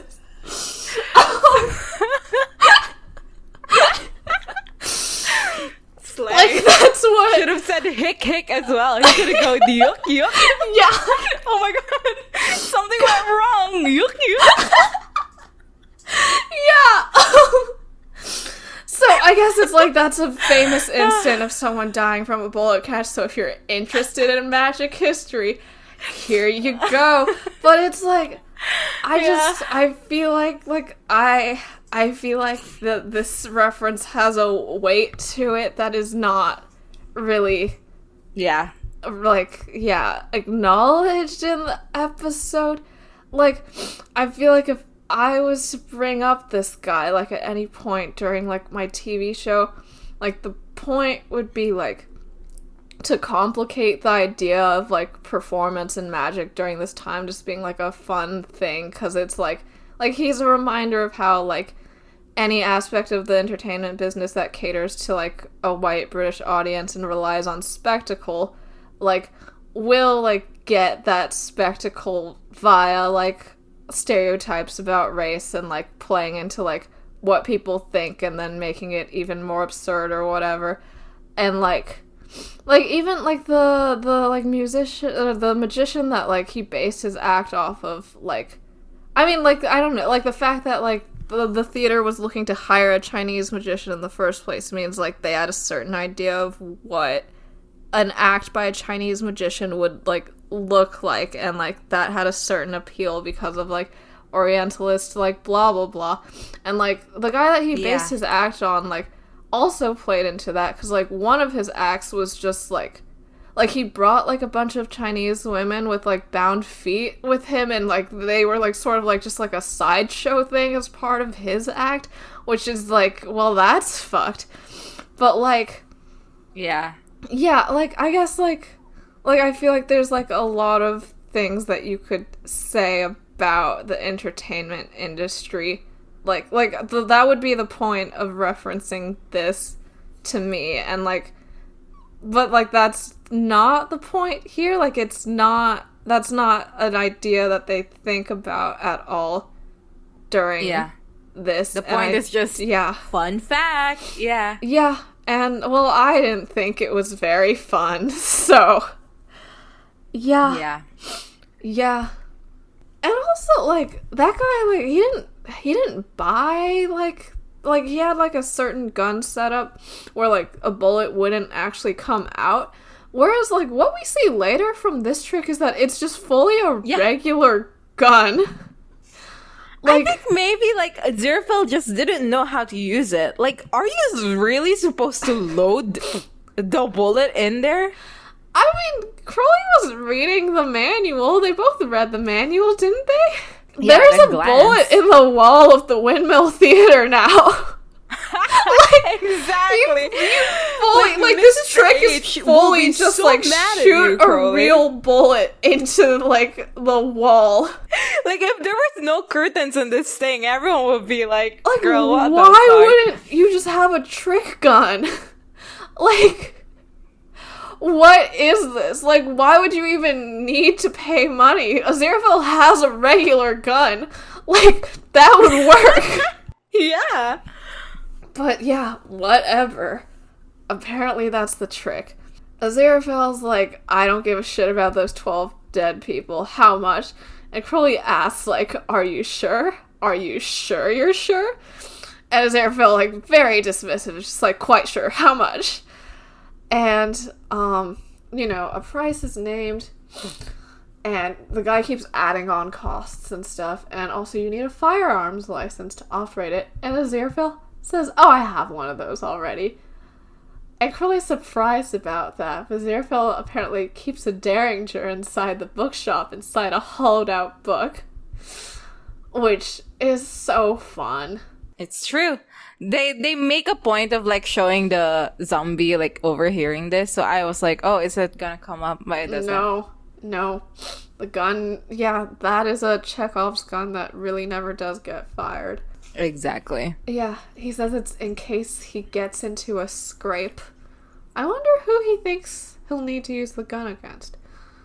But there are the Soho Mafia guys. There are the Soho Mafia guys. That is true. And Crowley goes at this, you read too many books, which didn't seem like a very funny joke and also didn't seem to make, like, I don't know. It was a line that, like, stuck out to me. I was like, well, that wasn't very good writing. Yeah, like, for Crowley to be like, oh, that, like, you are, like, reading too many, like, crime, whatever. Yeah, like, hello, you're literally... Like, Crowley also... You're literally Anthony James Bond Crowley. Literally. What if the J stands for James Bond? As one word. I mean, Crowley needs to have read those books as well to make that inference. I mean, James Bond hasn't happened yet. Like, I think he's in, like, the 60s or whatever. But, like... Crowley knows about the future. Crowley knew about helicopters during Leonardo da Vinci's time. I think Crowley already knows about James Bond. Crowley knew about hand washing before hand washing was popular in the surgery circles. So. Yeah. You know what? James Bond, the exact same thing as hand washing during surgery. I don't, like, Crowley, like, literally, like, Crowley's only free time activity is watching TV. Like, this is not a thing Crowley would say. Literally tells Aziraphale, put down the book and touch some grass. So fucking true. Well, it's because of that damn fucking book. It is because of that damn fucking book. Like, the guy's still refusing to sell, so Crowley adds 20 more pounds from Aziraphale's wallet, and that works out. The shopkeeper goes like, you need nerves of steel and a hand as steady as the rock of Gibraltar. Aziraphale's like, well, I have those. He's so confident. He's so confident right now. It's also that, you're gonna need, like, a 100% reliable marksman, someone you can really trust. Otherwise, it's lethal. And Aziraphale goes, I've got the perfect man for the job. But, like, Crowley seems to have no clue who he's talking about. You know what my theory is for this episode? Yeah. As I think Crowley is not thinking in guy terms. Oh, yeah. Yeah. Because, like, perfect man and Crowley is like, yeah, I don't know who that is. And then later when Aziraphale is like, oh, a gentleman from the audience. And, like, Crowley is literally like, I don't think that's for me. I'm not gonna raise my hand for that. I'm not a gentleman. Yeah. It's so fucking true. That makes perfect sense to me. I think that is literally what's happening. This is literally what's happening to me as well. Yeah. Like, no, because, like, why else would Crowley not raise? Yeah, no, exactly. I was like, what is going on? And it's because Aziraphale was like, gentleman, and Crowley's like, well, yeah. Probably not me. Yeah, I don't know who that is. Good for her. Aziraphale pulls Crowley aside. He's like, you do the shooting, I'll catch the bullet, I'll do all the hard bits. God, the gay sex metaphor is Palpatine or whatever that Tumblr post said. What do you mean? Like, what the hell is the Tumblr post? It's just someone misspells palpable as Palpatine. And, like, it's stuck in my head. So fucking real, as someone who definitely watched Star Wars. Yeah. And then he goes, I'm sure that, like, as a demon, you must have fired off a lot of guns. Yeah, and on fired off a lot of guns, he does, like little gun hand motions that are very, very cute. Which, like, I mean, Crowley hasn't, is the point of this. But, like, does Aziraphale think that part of Crowley's job is just, like, shooting people to death? I mean, I don't know. I mean, it's just like, well, surely you must have, you know. Just like you were in dangerous situations before, so maybe you had to in self-defense. Yeah, probably. Yeah, okay. Yeah. That makes more sense. But it's like, Aziraphale's done Crowley's job at this point. And like, is Aziraphale, like, swaggering into all of Crowley's jobs, like, shooting people left and right because he thinks that that's, like, part of it? You know what? It well may be. It well may be. I think the situation is like, oh, you know, Aziraphale and Crowley are like, okay, I'm going to do your miracle and you're going to do my temptation, fine. And then they come back and, like, Crowley is like, oh yeah, I did your miracle. I literally just did it, like, the way I think you would have done it, which is the completely normal way. Yeah. And, like, Crowley's like, so how did you do my temptation? And for Aziraphale, it's like this huge, complex, like, TV, like, movie star villain situation. Yeah. Yeah. Yeah, there were disguises. There were guns being shot. Yeah. He seduced, like, 3 people, even though he didn't have to, like... And Crowley's like, dude, it's just a job. Like... You just clock in at 9 and clock out at 5. Like, what are you doing? Yeah, yeah.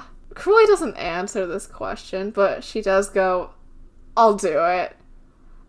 We're assuming that Crowley's just like, well, I don't, like, Aziraphale doesn't have anyone else, so I'll just not tell him that I can't fire a gun and I'll just miracle the bullet. Right? Like, that's the move. Yeah, sorry, Crowley, that your plan did not work out.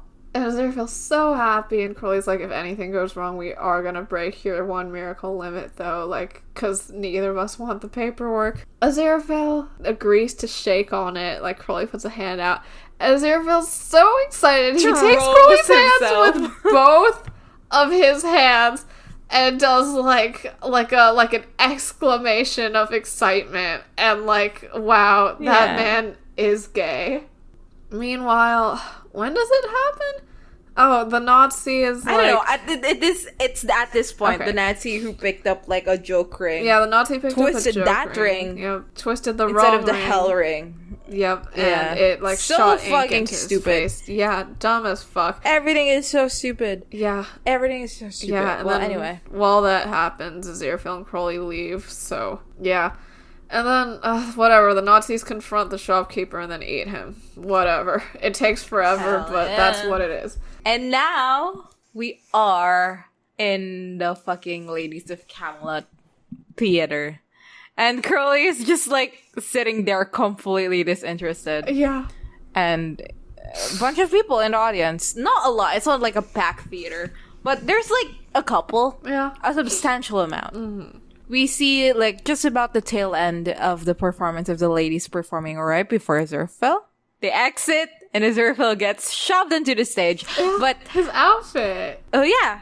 Like, the outfit is... How would you describe this outfit? Yes. It's like a top hat. Yeah. A nice blue cloak thing. It's sort of like the color of his bow in 1827, I think. And he has the little mustache drawn onto his face. Yeah. I think one of my mutuals said once that, like, the marvelous Mr. Fell is Aziraphale's drag king persona, and, like, it is, though. For fucking real. Anyway, the marvelous Mr. Fell gets shoved to the stage. And I do say shoved because he doesn't want... Like, all of the, like, confidence from earlier just has completely fucking left him. He is so nervous. Yeah. And I know I lambasted this scene to Helen back earlier as being so long, whatever. It is so long. I did actually really enjoy it. I really enjoyed it. I did not. I think the suspense that they do in this scene is quite excellent. I didn't feel suspended. When we watched this together, I was like standing up pacing. I was so like, oh my god, I don't know what's gonna happen. Oh my god, what's gonna happen? But like, also because I didn't understand that he's never been discorporated before. He says he's had his body for 6,000 years. Yeah, but that's not the only thing that could go wrong, is it? Like what? Like, I guess Crowley could accidentally shoot like a performer or miss his age. Furfur is in the audience watching them. Yeah, and? I don't know. I mean, like, we know that neither of them is... I mean, I guess Crowley could get discorporated. We don't know that she's, like... No, but, like, I don't know. I'm not going to defend my feelings. Okay, yeah, your feelings are valid to you. To me. Well, I mean, I felt like the whole, like, gun, oh no, am I gonna shoot? Like, the whole, like, all of that felt, like, way too long and extended. Like, I knew that, like, she wasn't gonna shoot him. So, like, whatever. I mean, I point out that I find that my interest in this scene impressive because of the fact that it literally, like, doesn't matter. Yeah. Like, this scene didn't need to happen at all. The moment their miracle stopped working, Aziraphale could have been like fake fainted on the stage and been like, oh my god, I am a Victorian lady fainting on this stage. I need to be taken away to the backstage and also run off. It is a bit odd, is the situation. And also, like, Aziraphale gets shoved onto the stage and is very awkward about it. They bring out, like, a poster on the side. Did he make this tonight? Like... I think maybe he just had it lying around. Yeah. It was really, like, the final project in the class that he took. It's like, well, now that you're, like, ready to become, like, a real performer, like, let's make a poster of you. Yeah, exactly. And then, you know, he's out there and he's giving this little speech about, like, those are the ladies of Camelot. They're the bee's knees. Now I bet you're all thinking, what's that man doing? What is this? I love the what's that man doing up there on the stage? Like, he should have started stripping and then dancing like the ladies of Camelot. That's my humble opinion. He literally shut up. God, that's... Crowley's point of doing the roleplay was, like, to be fun and silly and also to fuck, and Aziraphale's only takeaway was, like, they're gonna hate you because they don't want to fuck you. Because they're all heterosexual. Exactly. And he's up there and he's like, oh god, they're all gonna hate me because they don't want to fuck me because they're all heterosexual. What's that man doing up there? Huh, wait, but Neil Gaiman, I thought you said he was... Whatever, I can't be stuck on that forever. He, like, keeps on going, and then he's like, oh, is he here to amaze and befuddle us all with his prestidigitation and jiggery pokery? And, like, the entire, like, scene, he's, like, losing a bit of steam and all that crap. Yeah. And then somebody, like, shouts from the audience, like, get on with it! Yeah. He does. And he's like, okay, first I shall require the assistance of a gentleman from the audience. And like, is anyone here familiar with using firearms? And everybody, of course, due to how they are GI, raises their hand. Crowley is just sitting there like, I do not give a shit. Like, come on. Crowley's already asleep. It's like in any way to like tease Aziraphale or like to be undermine petulant. The performance in any way. Like, I feel like Crowley's just out of it right now. Aziraphale is just looking at Crowley, and Crowley's just like looking back like, what am I supposed to do? Why are you looking at me? And then like goes like, you sir, and then Crowley like wakes up from his slumber and then looks around and it's like, oh, everybody's raising their hand, so I'm going to raise my hand too. Yeah. And then, you know, he gets escorted on stage and in the backstage Aziraphale is going to do his garden turnip to an inkwell.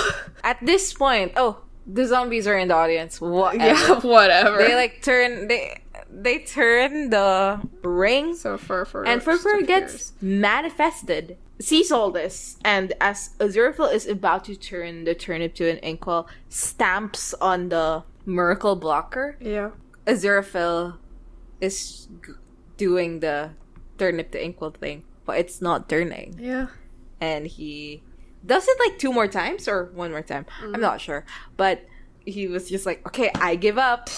And then Crowley is seeing all this and it's like, oh, the miracles aren't working. And then like taps the front of him to like see if like their miracles are working, and it's not. Yep. Also. And then like she's like, holy shit. Like, I do actually need to figure out how to do this trick. And starts and so like takes out the pamphlet. You know what? I completely missed this the first time we watched this. I didn't understand that like in this scene they really were like going to do the trick. What do you mean? And okay, like so like my understanding prior to this scene was like Crowley is just literally gonna shoot Aziraphale, and Aziraphale is literally just gonna catch that bullet.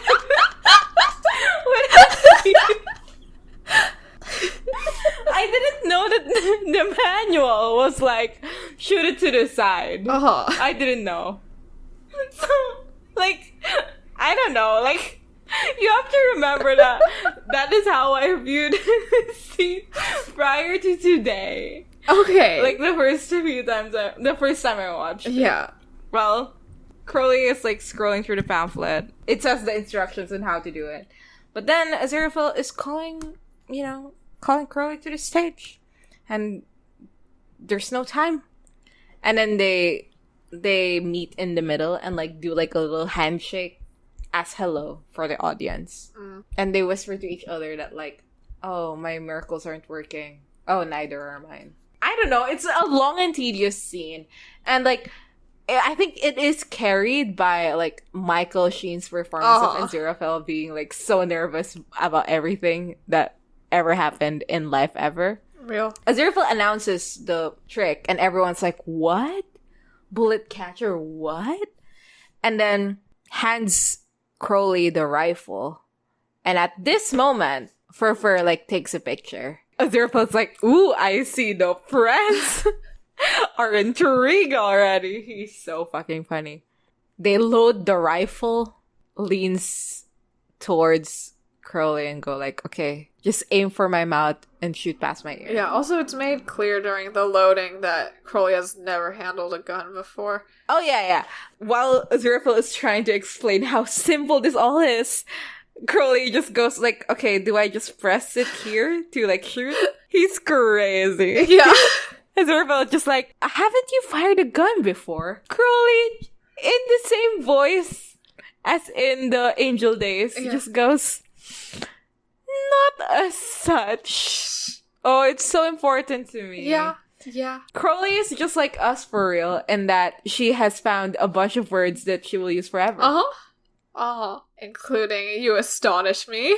You astonish me. Not as such. You know what? She should put who told that Uranus in there for fun.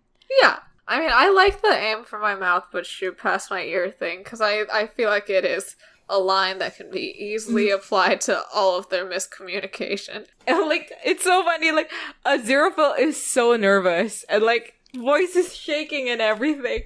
And then the moment, like, the gun gets, like, loaded, Crowley, like, in a voice that does not betray the tension of the scene for him whatsoever, just goes, bullet loaded! Yeah. He's still so committed to doing the show good. Yeah. I don't know. It happens. The scene happens. I don't know. Like, they keep trying to build up suspense because it keeps cutting to Furfur, and he's like, oh, the miracles are blocked. Like, we know that, bro. We know that. And then, like, after that, it's like, he also goes like, oh, like, if he shoots him in the face, like, forget about paperwork. Like, they won't be able to put them back together again. Like, blah, blah, blah, blah, blah, blah, blah. That's not even how this corporation and I don't think it is. Work. Well, fine. Who give a shit? Crowley, like, shoots the side, and then, like, it hits, like, right beside the women, like, waiting on the backstage. Yeah, he could have killed one of those people. Could have killed them. Yeah. And then Aziraphale, like, opens his mouth, and the bullet he hid there is there. And it's like, oh my god, standing ovation, so wonderful, etc., etc. Yeah. What's so funny to me is, like, this is presented as, like, as a very tense, very important moment for everyone. Yeah. And then, like, immediately, like, the host was just like, okay, just get the girls in there, like, get them fucking out of that scene. Like, nobody give a shit, if I'm being fucking for real. Yeah. Also, like, before, like, during the, like, Crowley pointing the gun time, like, Aziraphale mouths something, and I don't think it's trust me, but Neil Gaiman said that what he mouths is trust me, so I guess that's what they're referencing during the fucking dinner scene. But, like, what do you mean by trust me? Trust that even if you shoot me in the face, I'll just literally be able to catch it in my teeth? Like, Aziraphale's not doing anything right now. Like, what concession to trust does Crowley have to make here? If anything, like Crowley should be the one being like, trust me. Yeah, but, like, I mean, no one should trust Crowley in this situation because she's never fired a gun before. And, like, none of this even needed to happen, like, at fucking all. They could have just left that stage. Wait, where does the mouthing something scene? Like, what are you talking about? Like, during the gun's being pointed. Ah, okay, I saw it. Okay. That's literally not trust me, though. Yeah, like, it isn't, though. Michael Sheen got a different note. Yeah. Poor Crowley. Like, literally, like, haven't talked in 80 years, and now, like, they're certain that they're gonna kill Aziraphale on stage and also need to get a new bootlegging gig. Aziraphale's so happy. Like, he thinks this went so well. God, I can't believe he still wanted to do a magic trick. No, like, can you believe this is, like, the precursor? Like, the way I see it, I don't think they do a magic trick until, like, the Dowling's 11th birthday for Warlock. Yeah. Okay, like, he's like, oh, like, do you really think it went well? And Crowley is like, absolutely. Chalk up a win for the side of the Angels. Supporting your cringe fail boyfriend is such an important thing to do. Aziraphale, like twirls and puts on a feather boa and is just like gay, like he is gay, which is wonderful. Yeah. There's a knock on the door and he goes, Enta? No, it's not. What is it? Enta. No, Enta. Yeah. And he's so cute.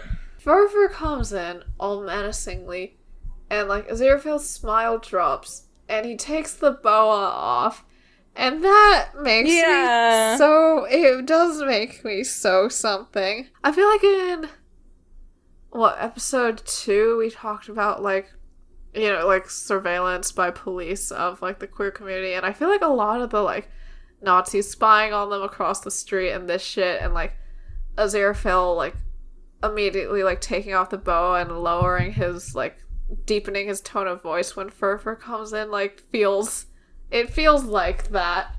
So what this scene is like what was like supposedly Aziraphale and Crowley's worst nightmare for like centuries. Yeah. And I feel like it is not played like that well enough.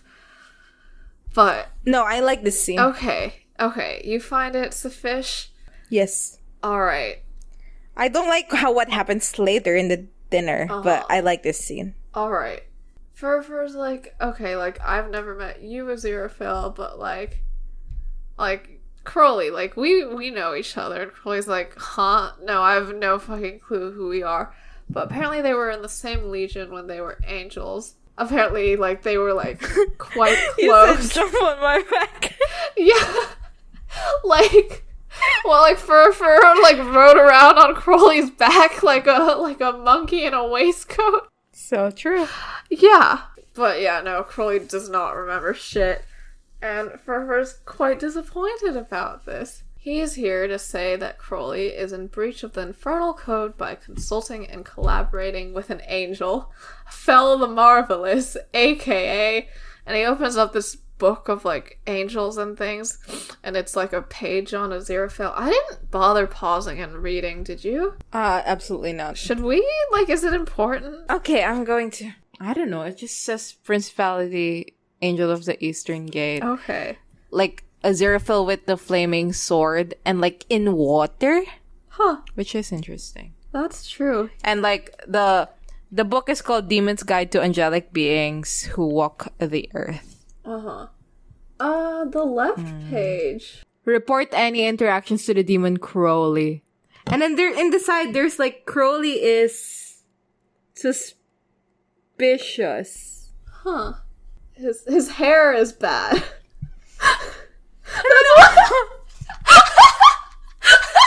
Crowley is suspicious, his hair is bad. No, the one where like, the Crowley is encircled and it goes changed his name. Yuck. Oh, transphobia. Oh my god. This one goes Guard of Eden, White Knight. Yeah. Garden designer, bishop, bookseller, terrible magician. Wonderful. Well, what if he is a terrible magician? Well, what and he if is also? Literally, Crowley is suspicious his hair is bad. Yeah, he says Fel the Marvelous, aka, and then he's unable to read Aziraphale's name, so he goes Azirapalala, Azirapop, Azirapop, whatever. I'm not gonna do all of them. But Aziraphale, looking very annoyed, goes Aziraphale. Crowley goes like, oh, it was like a total coincidence. I was just like here and I volunteered, like I didn't even know. But Furfur reads off of a manual that says that the bullet cache requires the use of a trusted stooge and confidant.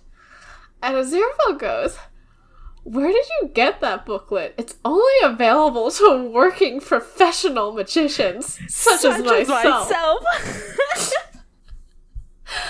God bless. Literally, you were right when you said, like, his desire to be a professional prestidigitator superseded literally every fucking desire. Yeah, this is, again, his worst nightmare for centuries, and he's still like, well, I'm a really good magician, and, like, you shouldn't have that. Furfur calls in the zombies, and Aziraphale's shocked because they're dead, or whatever.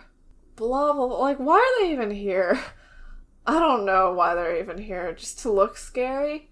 like, Furfur passes around the fucking photo, which, I mean, I personally would not do that, because, like, even without miracles, like, Crowley could just, like, crumple it up and swallow it, you know? Like... Yeah. Crowley can just turn into a giant serpent and just completely... Yeah. Swallow this thing. But, like, he doesn't try anything. Like, I feel like Crowley's just, like, given up. Or is in denial. Like, what's your read on where Crowley is emotionally right now? Panic? Like, yeah, I don't know. Like, just unable to even conceive of the idea of crumpling it up and swallowing it because they're so scared. I mean, like, the thing is, like, even if the photo wasn't there, there's no telling that Hell doesn't have, like, access to anything else, you know?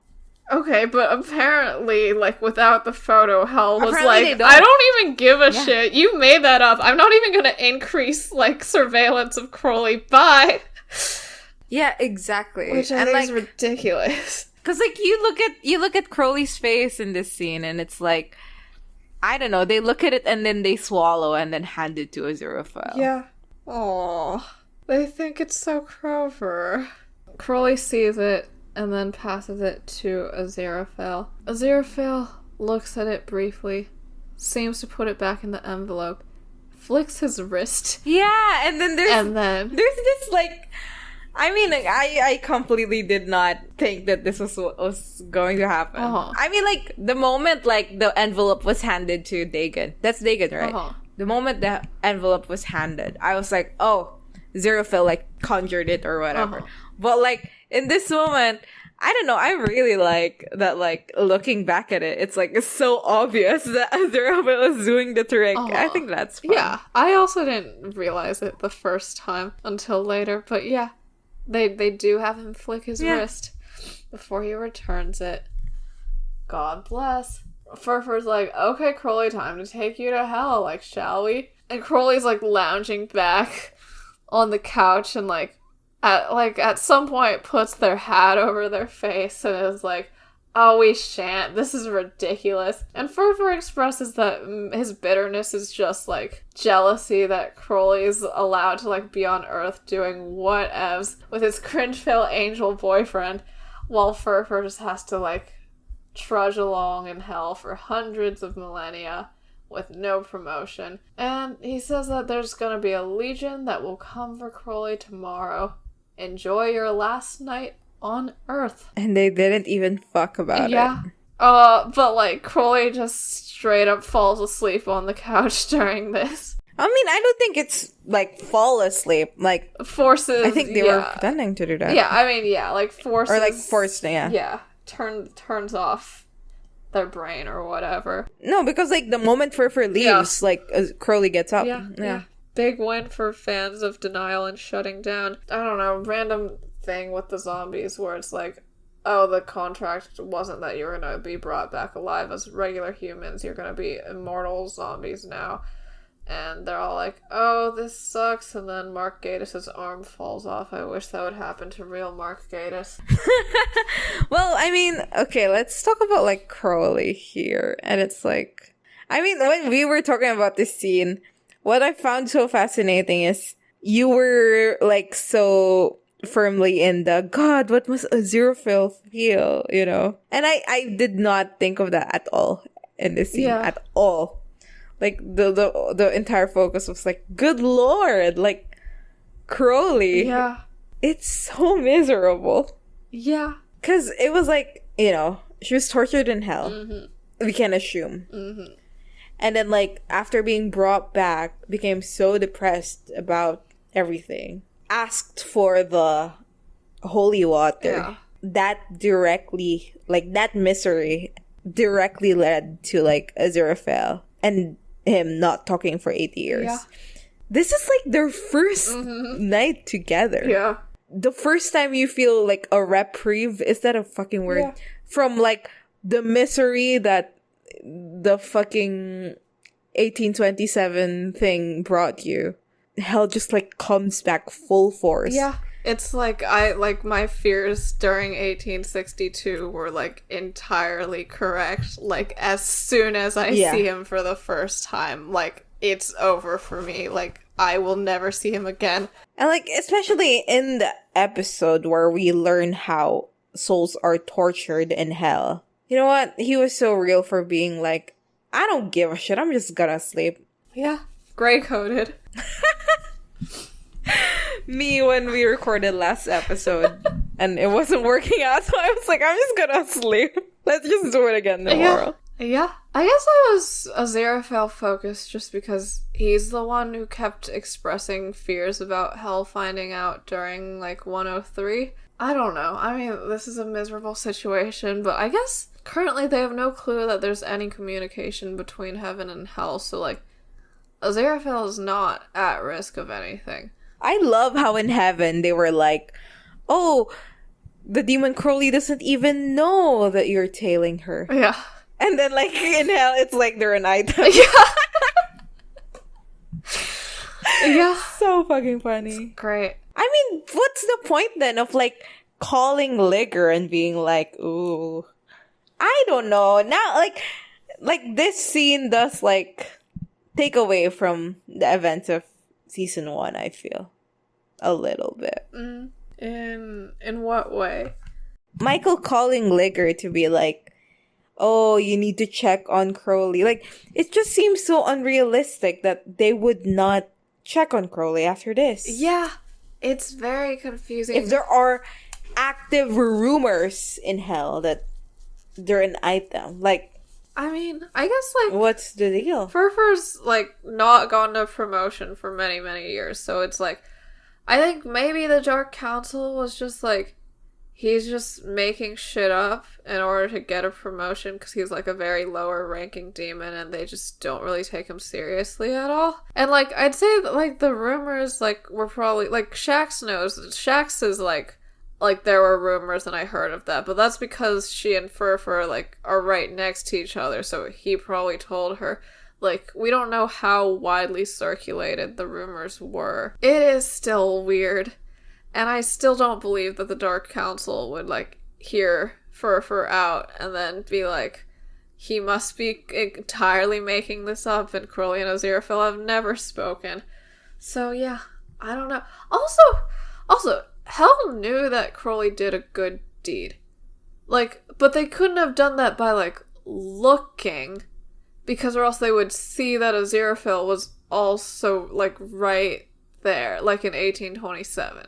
So, like, what were they going off of? Audio? Like, I don't know. Yeah. Very confusing. Very confusing.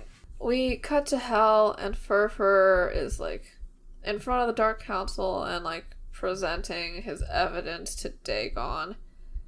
And, you know, it's an envelope. Dagon looks at what's inside, returns the envelope. It looks like things are gonna go well for Furfur. But then, eventually Dagon is like, oh, like, I'm afraid it looks like you'll be staying right here. And then Furfur finally looks in the envelope, and it is a flyer for the ladies of Camelot, not the photo that he took. Hell yeah. So we cut to them, like, I guess in the bookshop having, like, a candlelit wine thing. Crowley's looking at holding the photo and looking at it and talking about it. And it's clear in the way that they're talking about it that this is the first time they've seen it since the Windmill Theater. In which case, I need to ask, did Aziraphale let Crowley think that this was her last night on Earth until they got to the bookshop? No, like... What is this? What is this? Why? Like, what? Like, wouldn't you, like, as soon as they leave the room, be like, hey, it's cool, and then show them? The focus wasn't, like, denouement from the situation. It wasn't that at all. Yeah. This is completely removed from what happened. Yeah. If it was based on what I wanted to see, I would have wanted to see, like, in that room, like, the moment Furfur left, like, what happened.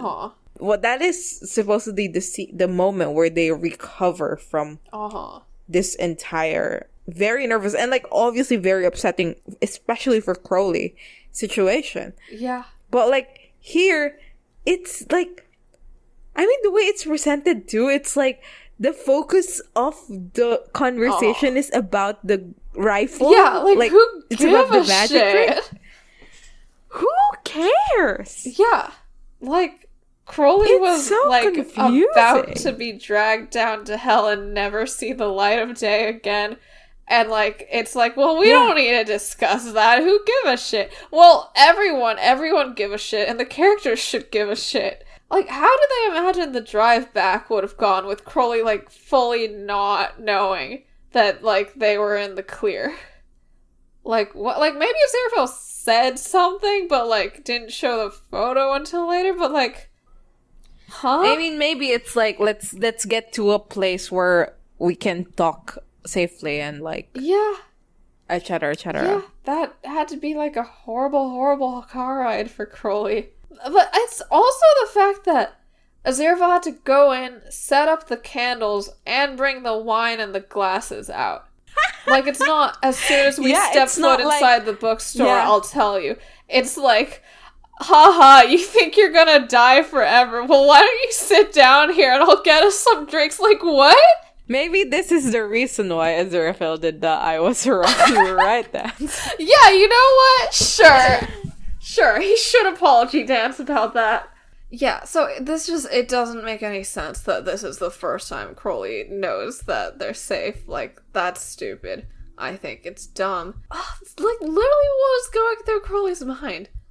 Just that, like, well, I guess it is true that I would like to spend my last night on Earth with Aziraphale, so let's go back to the bookstore.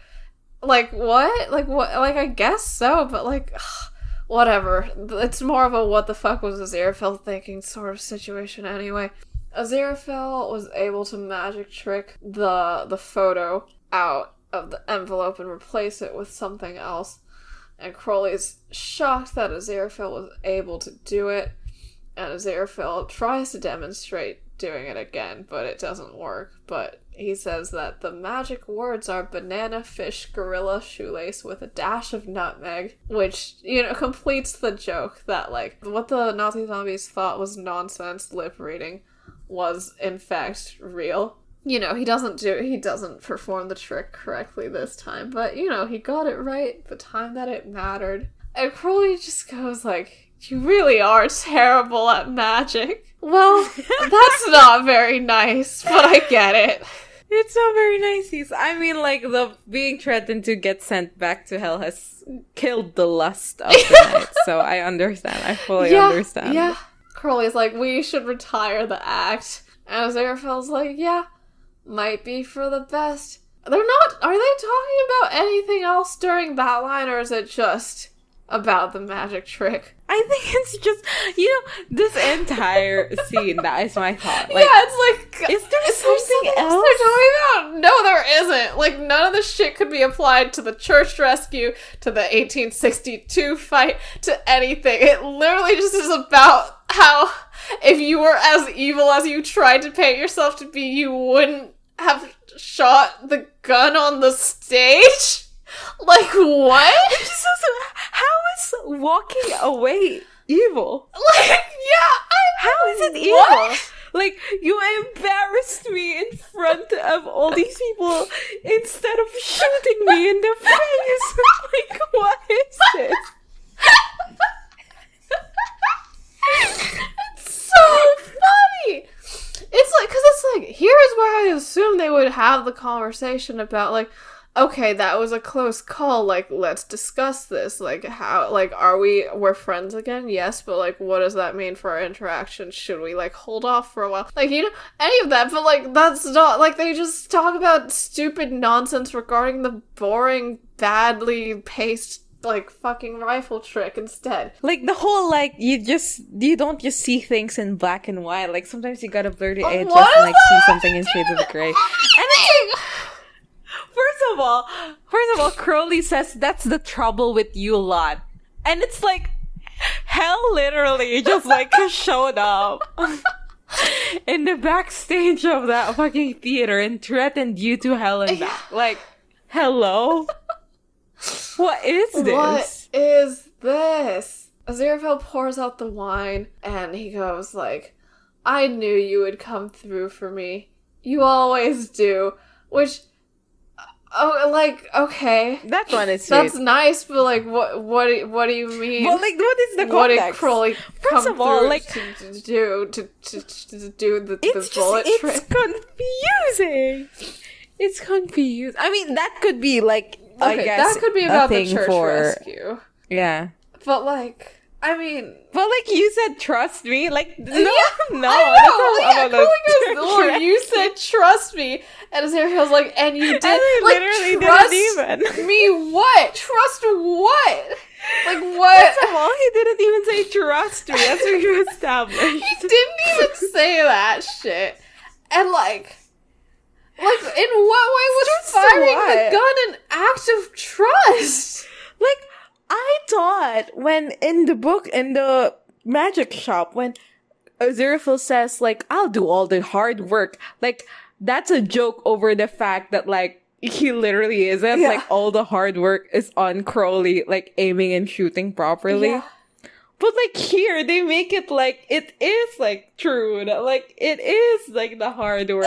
It's standing there with a bullet in your mouth and then opening your mouth at the end of the trick. Yeah, what is this? Am I just completely misunderstanding everything? Like, no, I'm not. It's the writers being bad. Huh? Yeah, and then Aziraphale says the craziest sentence ever, which is, you could have walked away if you were truly as evil as you like to paint yourself. You would have done that. Like, what? And it literally wouldn't. Like, what? Like if you were evil, you would not be my magic trick partner? What? If you were truly evil, you would not shoot, like, the wall of that theater. Probably, like, giving ear damage to the ladies standing right beside the hole in the wall that you made. Yeah, damaging the property of, like, someone that you have a nice professional relationship with and risking my entire life. And they're just sitting here, like, drinking wine? Yeah. What? They would not fucking do that. I don't even want to talk about, like, the implications, as I've said earlier. Like, this scene is not real to me. It's not real. And you know what? My headcanon is valid. Yeah. To me. And it's valid to me. Not real. This didn't happen. I mean, this entire mini-sode is, like, fan fiction to me. Like, I'm like, this is, like a middling to bad, like, AO3 thing that's happening. They just, like, won a contest, so it's being, played by Michael Sheen and David Tennant. I know of other fics that should win that contest. Yeah. Yeah, Crowley says, like, oh, like, that's the trouble with, like, you angel people, like, you see things in black and white, like, yeah, exactly, like, and hell doesn't? And they're just like, yeah, well, you know, sometimes you blur the edges, see in shades of gray, as I've said earlier. Yeah. And it's like, you know, Crowley being like very dark gray, and Aziraphale being like, no. Very light light gray. Ugh. Like, what was it?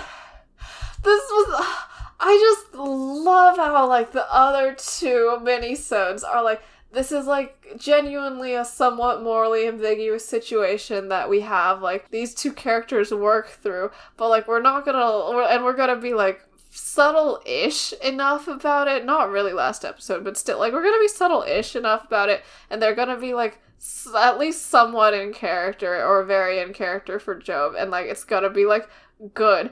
And then here it's like, this is like an episode that is completely not like that in any way whatsoever, but let's just have like an ending speech / conversation that's like, and that was about moral ambiguity that they worked through together. Like, no it wasn't? What? It literally wasn't. It was about nothing. What's morally ambiguous about this? What is morally ambiguous about this? Like, nothing. Absolutely nothing. There's nothing. Like, Crowley's like, the morality or the ambiguity of said morality is not even the point of anything in this episode. There's no point of anything. Well, now we talk about the implications. I suppose. Yeah. Oh, the Shrimplications. I mean, is the idea that just it's like, I guess like the only way they could come to this is like if they were already talking earlier. And Aziraphale's like, okay, so, like, most demons, like, suck really bad, but, like, you're better.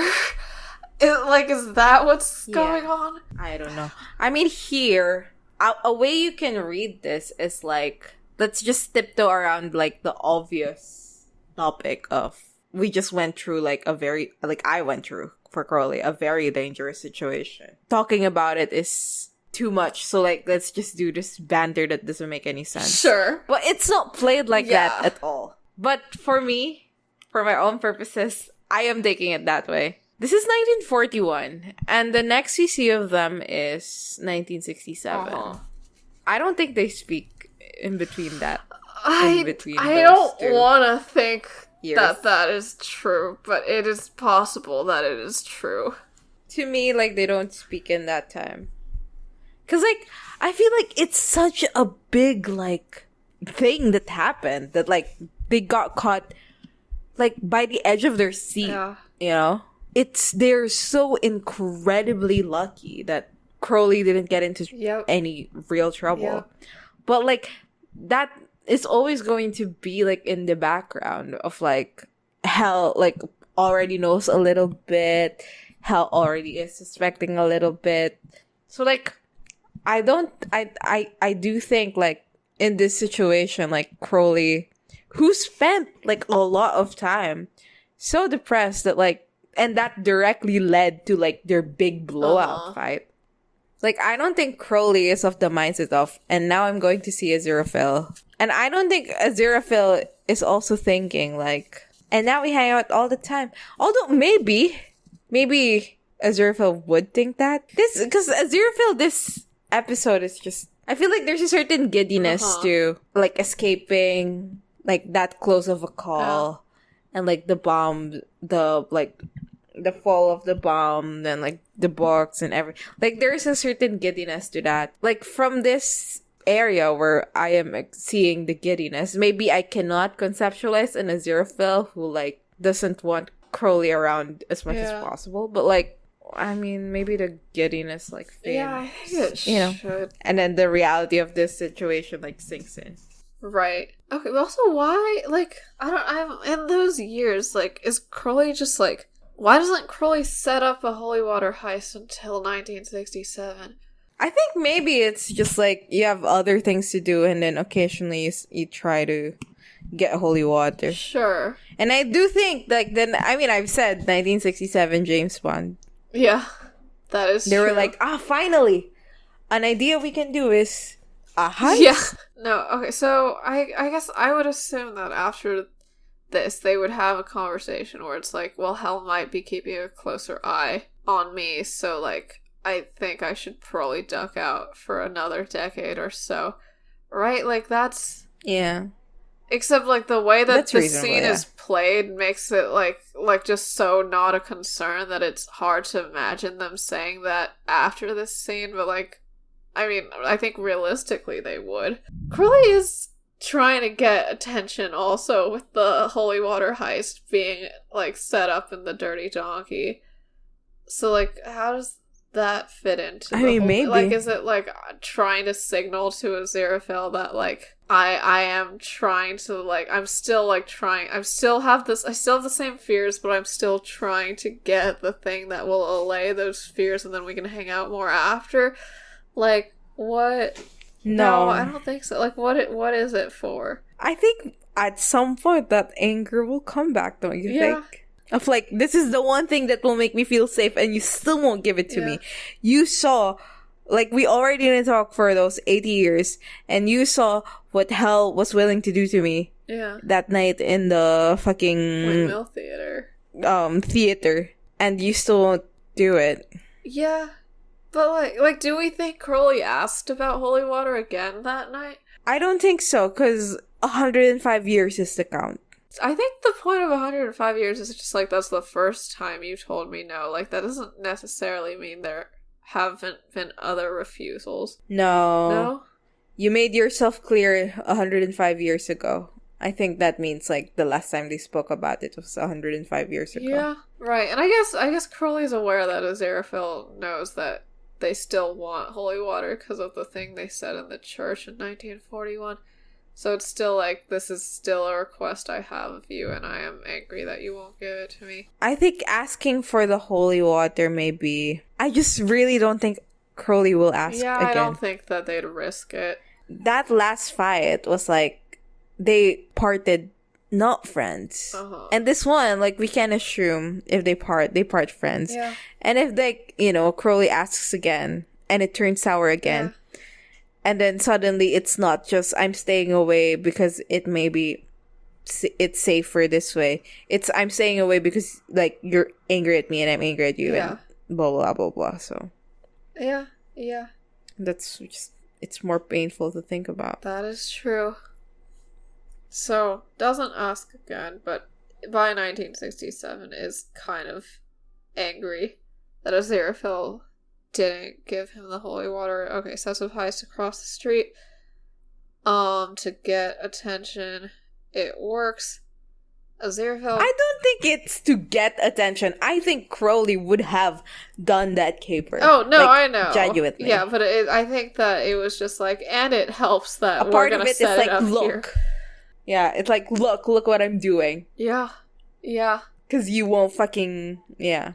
Uh-huh. Like, I really don't think the end game of that for Crowley was, and Aziraphale. Oh yeah, I don't. Like, yeah, I think that she's shock. like very surprised that Aziraphale gives her the holy water. Okay, Crowley is surprised by Aziraphale doing that and grateful, and then there's the "you go too fast for me," which is okay. Like, so this is the first time they've seen each other in 26 years. I'm just trying to figure out what they're thinking. Maybe they did see each other a lot. Okay, well, this is very different from what... I'm gonna have to, like, tear down my, like, corkboard and start again. Okay, give me this new narrative. I don't know.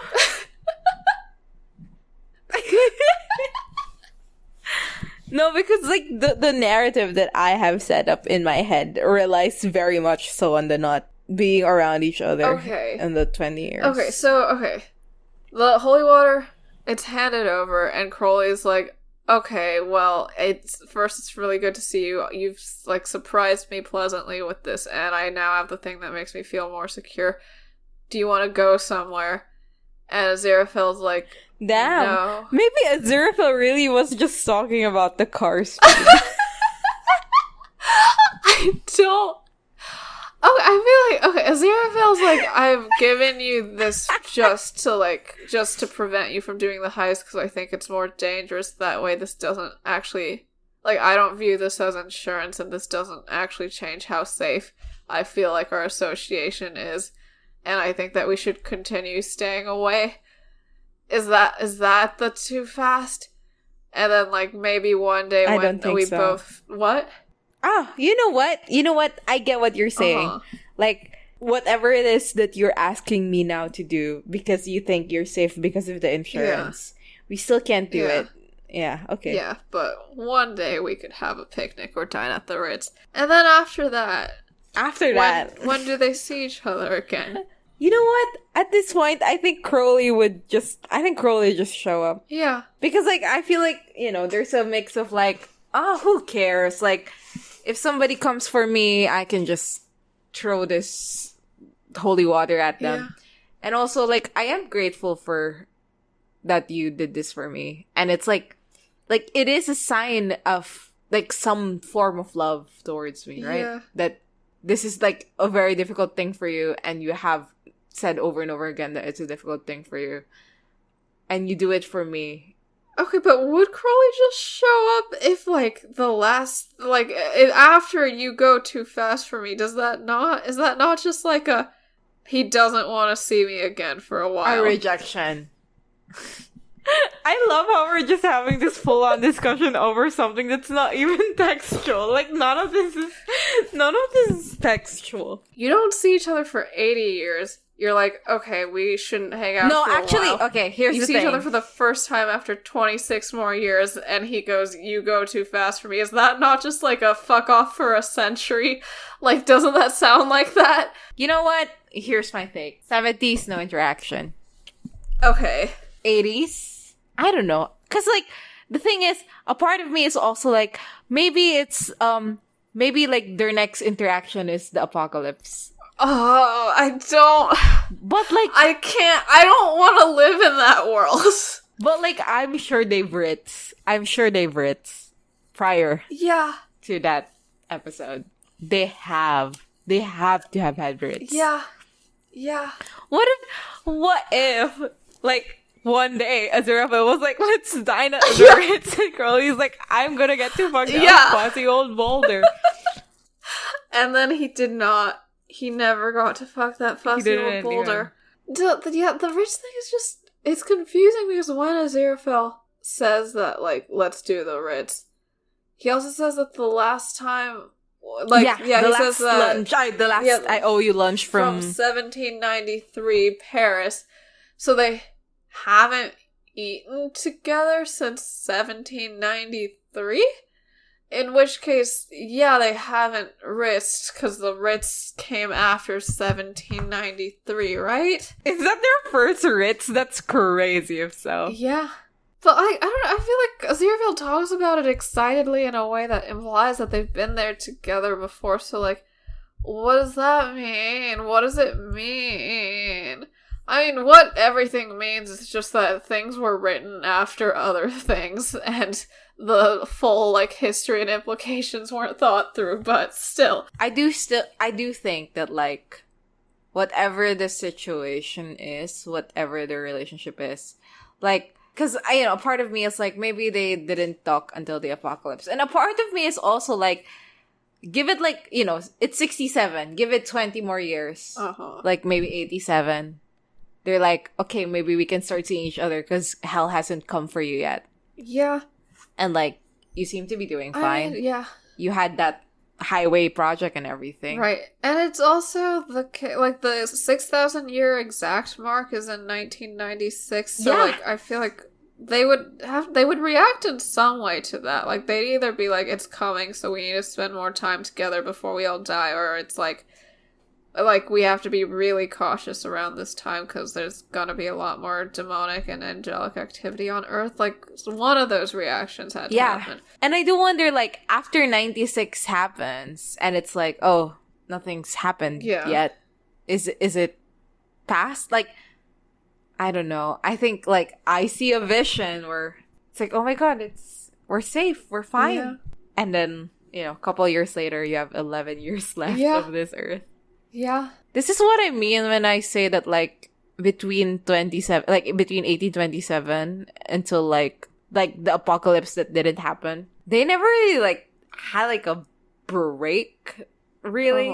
Because, like, for a long time, it's like we had all the time in the world. Yeah. And then suddenly it's like, you get sent to hell, and you get depressed, and we don't talk. And, like, I think it really is the, like, holy water. Like, that's the realization, right? Like, we have all the time in the world, and suddenly you're asking for, like, a suicide pill. And suddenly I am so aware that, like, we don't have all the time in the world, because you could die. Yeah, it's so miserable. And I don't know, like, I feel like for them both, they, like, there's always the thinking that, like, the best time to, like, I'm doing it again. I can't say it again. The best time to express our love next. Yeah. Yes. It's like someday in the future. Yeah. Some other time. Yeah. But like, the best time always reveals itself to have like already been so in the past. Yeah. It's like the you go too fast for me. It's like, I just feel like after Aziraphale gave Crowley the holy water, like, maybe, like, they wouldn't hang out, but I think Aziraphale would definitely check up on Crowley, because I feel like he would be worried for the first few years that Crowley was gonna use it either on themselves or, like, just accidentally get some on them or whatever. What if Aziraphale was like, you go too fast for me, Crowley, and then the next day, like, just shows up in Crowley's flat, like, are you still alive? And then just keeps doing that, like, every single week for the next 20 years. So true. So true. Oh, everything's so miserable forever, have we considered? I hope, okay, if I'm being for real, unless it's really, really good, Like, just leave the flashbacks alone. Like, next season. Huh. Well, I mean, whatever. Like, unless it's really, really good. You know what I mean, though, right? You can do Job. Yeah. You can do Abraham and Isaac from Crowley's perspective alone. If they can, even if it's bad, you can make them lesbians. I completely lied. You should definitely do a 60s lesbians flashback. I've changed my mind completely. 360, turn around so hard in Sorrow. They need to do it. Yeah. I don't care. Even if it's bad, they should do it. Yeah, I agree. We cut to hell in the present day, and what bothers me immensely is that Shax has the hair and outfit of herself in 1941. Yeah. I also have no idea. We've seen her hair and her outfit in the present day. Why has it gone back to the 1941 one? It's very confusing. I feel like the costuming is the best way that they use to, like, show the passage of time, and they really fucked it here. She wants to meet with Beelzebub, and there's just this really long scene where she convinces, like, the receptionist or whatever to let her in without an appointment. I don't give a single fuck. And then, like, she goes in and tells Beelzebub that the angel went to Edinburgh, and Beelzebub doesn't know which one, and Shax clarifies, you know which one, Crowley's pet. Which, yeah, well, yeah, it's interesting to see the ways that their relationship is conceptualized by other people. Because, like, you know, there's also the, like, your boyfriend in the dark glasses thing. Like, none of you understand true love. Shax says that maybe they're, like, trying to throw everyone off and to make people think that, like, Gabriel's in Edinburgh. And Beelzebub is like, well, maybe he actually is in Edinburgh, but Shax is like, nope, he is in the bookshop, and I'm certain of it. So Beelzebub says, like, good work, and then dismisses her. Which, again, we've known since episode 2? Like, Hell has suspected since episode 2 that he's in the bookshop. I don't get it, but whatever the fuck. So Shax does not want to be dismissed because she's very bloodthirsty, and she wants to lead a legion of demons to storm the bookshop, killing anyone and anything that stands in their way, so that they can eventually capture Gabriel and drag him as tribute before the throne of Satan. Everyone brings up again, like, the fact that you can't enter the bookshop without permission, but Shax is like, I can do it. Eventually I'll get in somehow. Beelzebub eventually agrees to this plan. And I don't understand why this is the case. Because there's, like, a high risk of Gabriel to be, like, killed or injured in the crossfire. Like, when I was watching this the first time, this made sense to me because I didn't know yet that he was gonna make a crack ship cannon. But, like, if, like, Z's, like, in love with Gabriel, like, why wouldn't, like, Z just, like, go there, like, by himself and, like, get him? Like, why would you put him under this kind of risk? Like, why would you want Shax there bravely leading the attack into the bookshop? I don't get it. He doesn't even, don't say, like, oh, like, and make sure you bring him back alive for the tribute to Satan thing for sure. Like, I don't get it. This is just dumb shit to have plot happen that I don't get it. My only comment for this entire scene is that Beelzebub, like, blue steals through this entire scene. And I love it. Yeah. That's pretty fun. Yeah. I think Z should be in a cafe asking, is there anything else that might be yummy? At any given point in time. For sure. Yeah. In Give Me Coffee or Give Me Death, even. We go back to Aziraphale, returning to Soho. Again, 7-hour, 20-minute drive. Like, it was night when we saw him last, and now it is the morning, and Nina seems to be starting her day at work. He, like, gets out, he's happy to be back, he pets the Bentley. There's absolutely no panic or fear in him, even though Shax literally was like, I know that Gabriel is in the bookshop. Like, at no point is he like, I need to rush back to the bookshop to check that Gabriel's here. He's just like, I don't give a fuck. Stupid ass writing and stupid ass season. Nobody give a shit. I hate it. I despise it.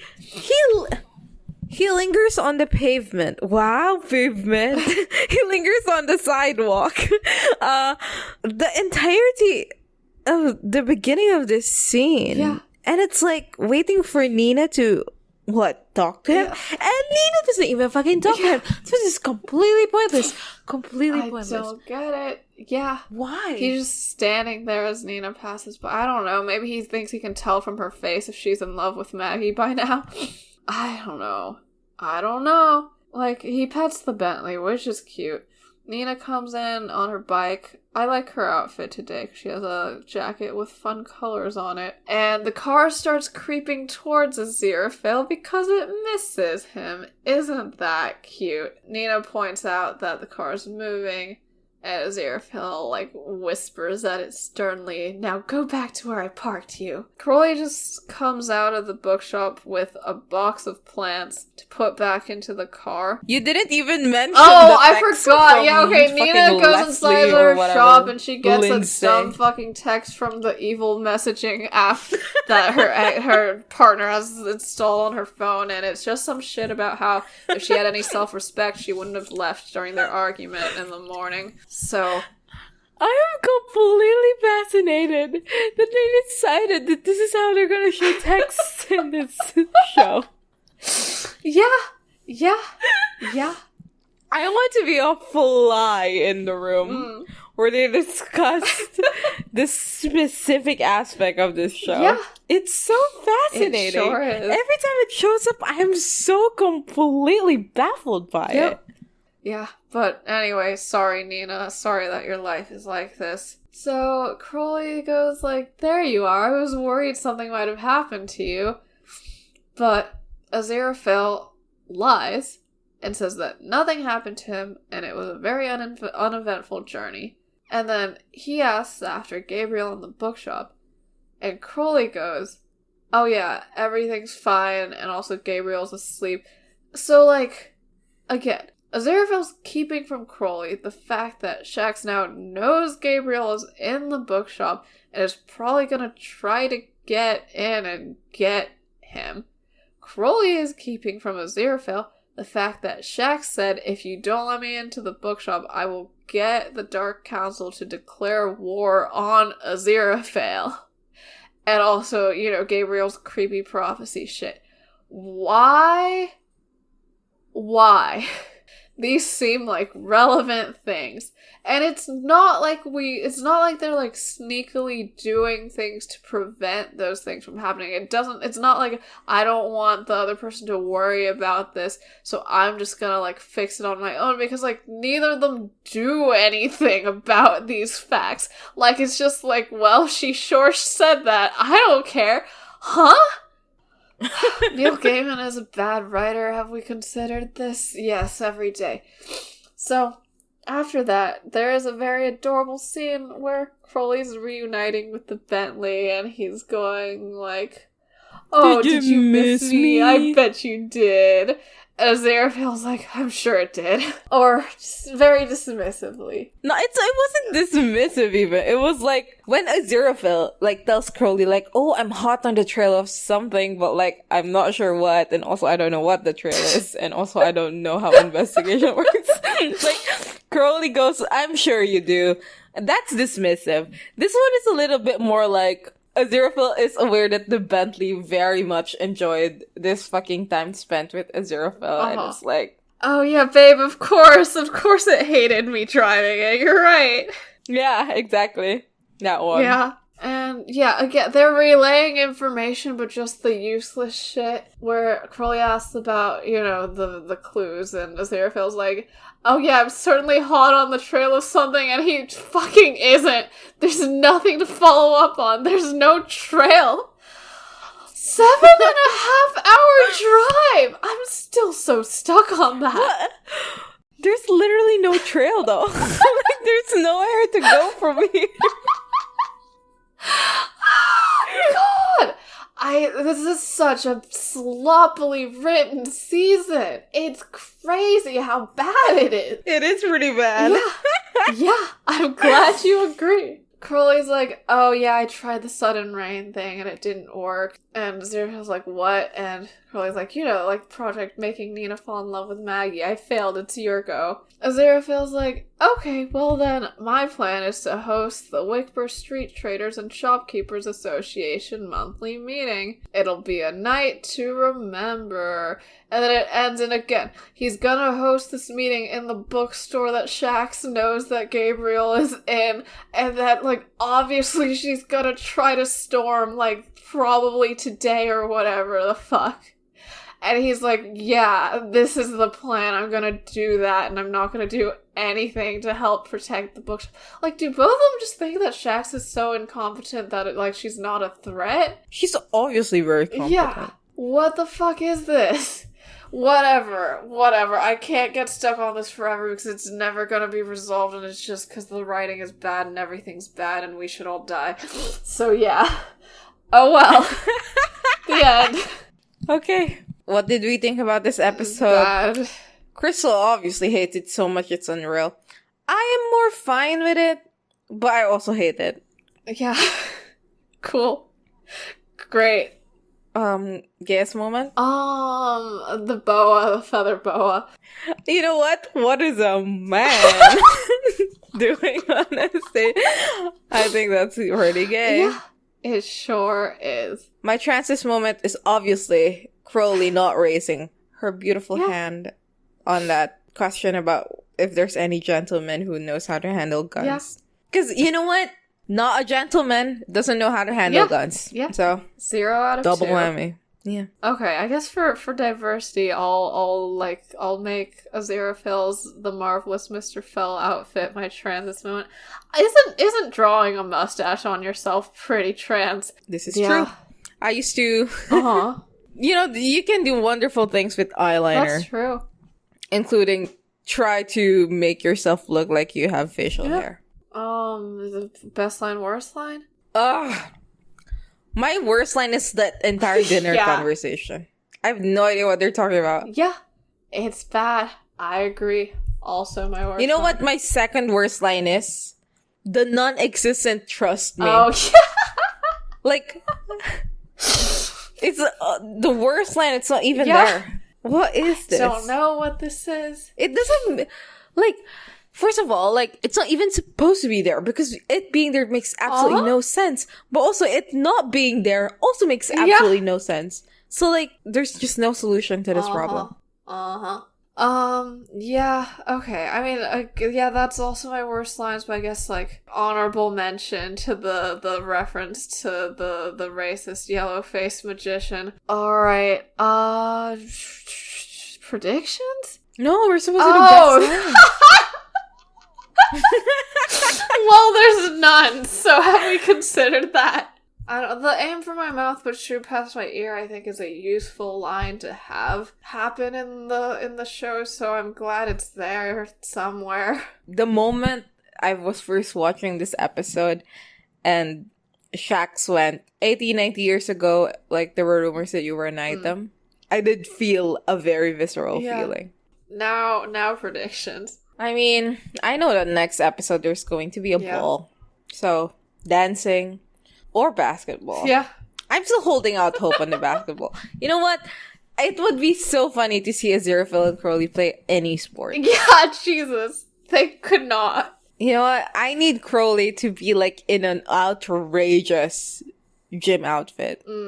It needs to happen. Yeah. Always and forever. And I think, Crowley... Why am I saying this it's an actual prediction? Yeah, your prediction for the next episode is... Crowley will be in the most outrageous gym outfit. And I have no idea what gym outfit Aziraphale would have, but it needs to be in tartan. That's my prediction for next episode for when they play basketball. Yeah? Yeah. I think maybe the Nina and Maggie's thing would resolve itself next episode. We're in episode 4 right now. The only semblance of Aziraphale going back to heaven, which is how I know this episode would end. It's like... This season, yeah. There's nothing. Like, in Job, I was like, oh, it's so important for him. So it makes sense for him to do that. But, like, if I didn't know that that's how it's going to end, I would not even have that. I agree. Thought. I also felt this way. So, like, I have no idea. Like, maybe next episode they'll start establishing it.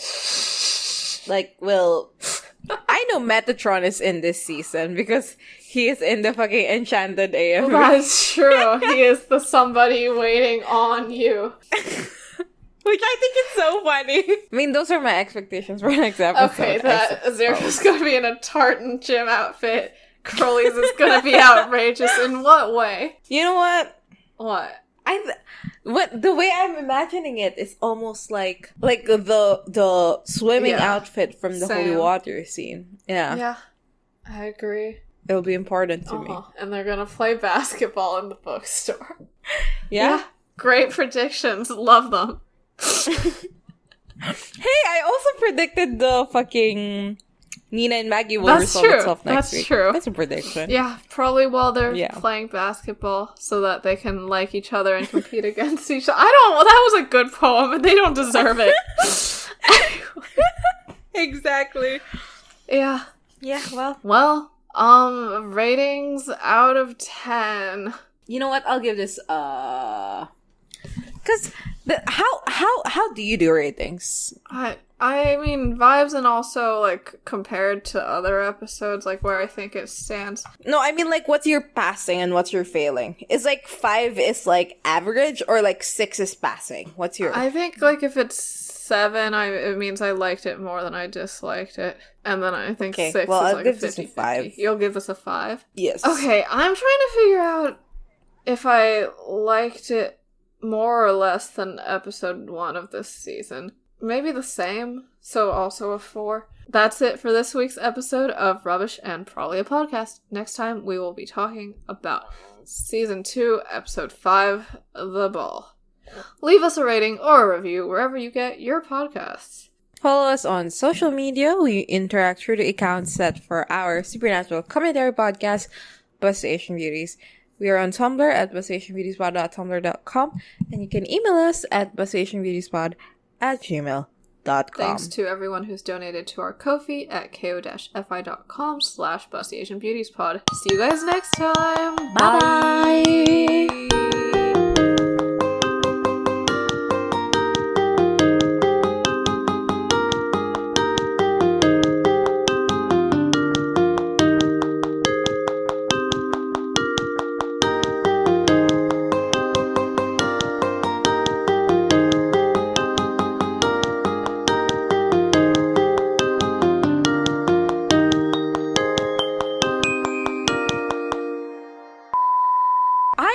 I have recently, due to like reading our Ask box on Tumblr, found out that people call it the final 15, which I'm assuming like the last 15 minutes of that episode. And like, I don't know, I'm excited for it. That's like a common name. I think it's just what that one person said, but maybe it is a common name. But like, 2 of them did it though, right? Or like, is it just one person? Was referencing the previous Ask or something. Oh, that's true. Well, I'm excited for the final 15. But that's 2 weeks from now. Yeah. For now, we shall instead. God, it's a week from now. I will be able to watch it a week from now. And then I will stew in it. I will stew on it for an entire week before we record the episode. Jesus Christ. Yeah. Well, I feel like this is a situation where you shouldn't read fanfiction until after we talk about it. Why? Because, like, it's going to taint... Like people just have varied readings of it, and it's... I don't know. I feel like it taints it more than a post-season 1 fanfiction. Yeah. Because, like, a post-season 1 fanfiction isn't about what happened in 106. Yes. It's just like well, now they're free, let's go. Yeah, I feel like any post-season 2 fanfiction is about what happened in 206. Well, because they have to resolve the divorce somehow and also have, like, a reading of what the divorce was. Well, I will then just suffer uselessly and also feel. Just like in Splittings by Adrian Rich. So true, probably. Yeah.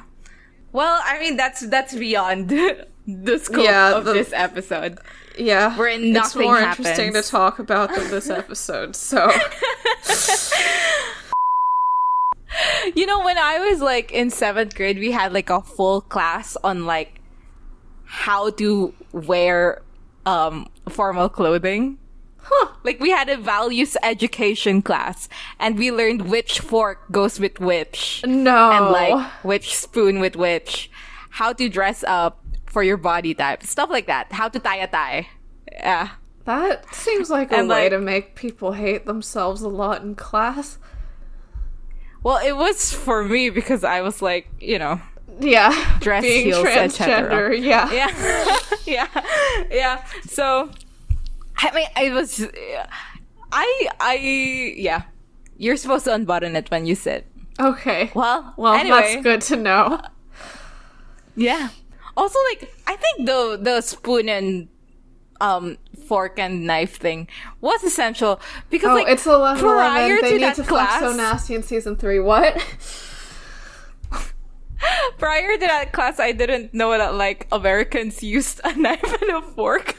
For me, yeah. Wait, what did you think Americans used? Oh, like you thought everyone used. Wait, do you use chopsticks most of the time? No. I use a spoon and a fork. Like we shovel the food into the spoon. And then like the spoon is used like the knife. Like you cut things with the spoon. Oh, interesting. Yeah. And that works on like meat? Everything. The spoon? How sharp is the spoon? Yeah. It's not supposed to be sharp. It's just, I mean, you hold it with the fork and then you push it with the spoon. I mean, I guess. And then. Yeah, is it like in Chinese it's not food? like There's the never knife there's never sharp, big hunks of meat. Like the point of the knife in like American eating is that like I don't know, they have like a whole fucking steak, so they have to like actually cut it up into pieces using the fork and knife. But I feel like it's already pre-cut in Chinese food, so not necessary. Like, I mean, it's so wild to me that like. Because, like, when you think of, like, what goes with a spoon, I have been told that, like, or, like, what goes with a fork, I have been told that, like, an American would answer, like, a knife. It's, like, a fork and a knife. Yeah. Completely foreign concept to me. It's a spoon and fork. Yeah. So, yeah, we were taught how to do that. So, like, if we are in a formal setting, we'll know to, like, not use a spoon and fork, I suppose. Crazy.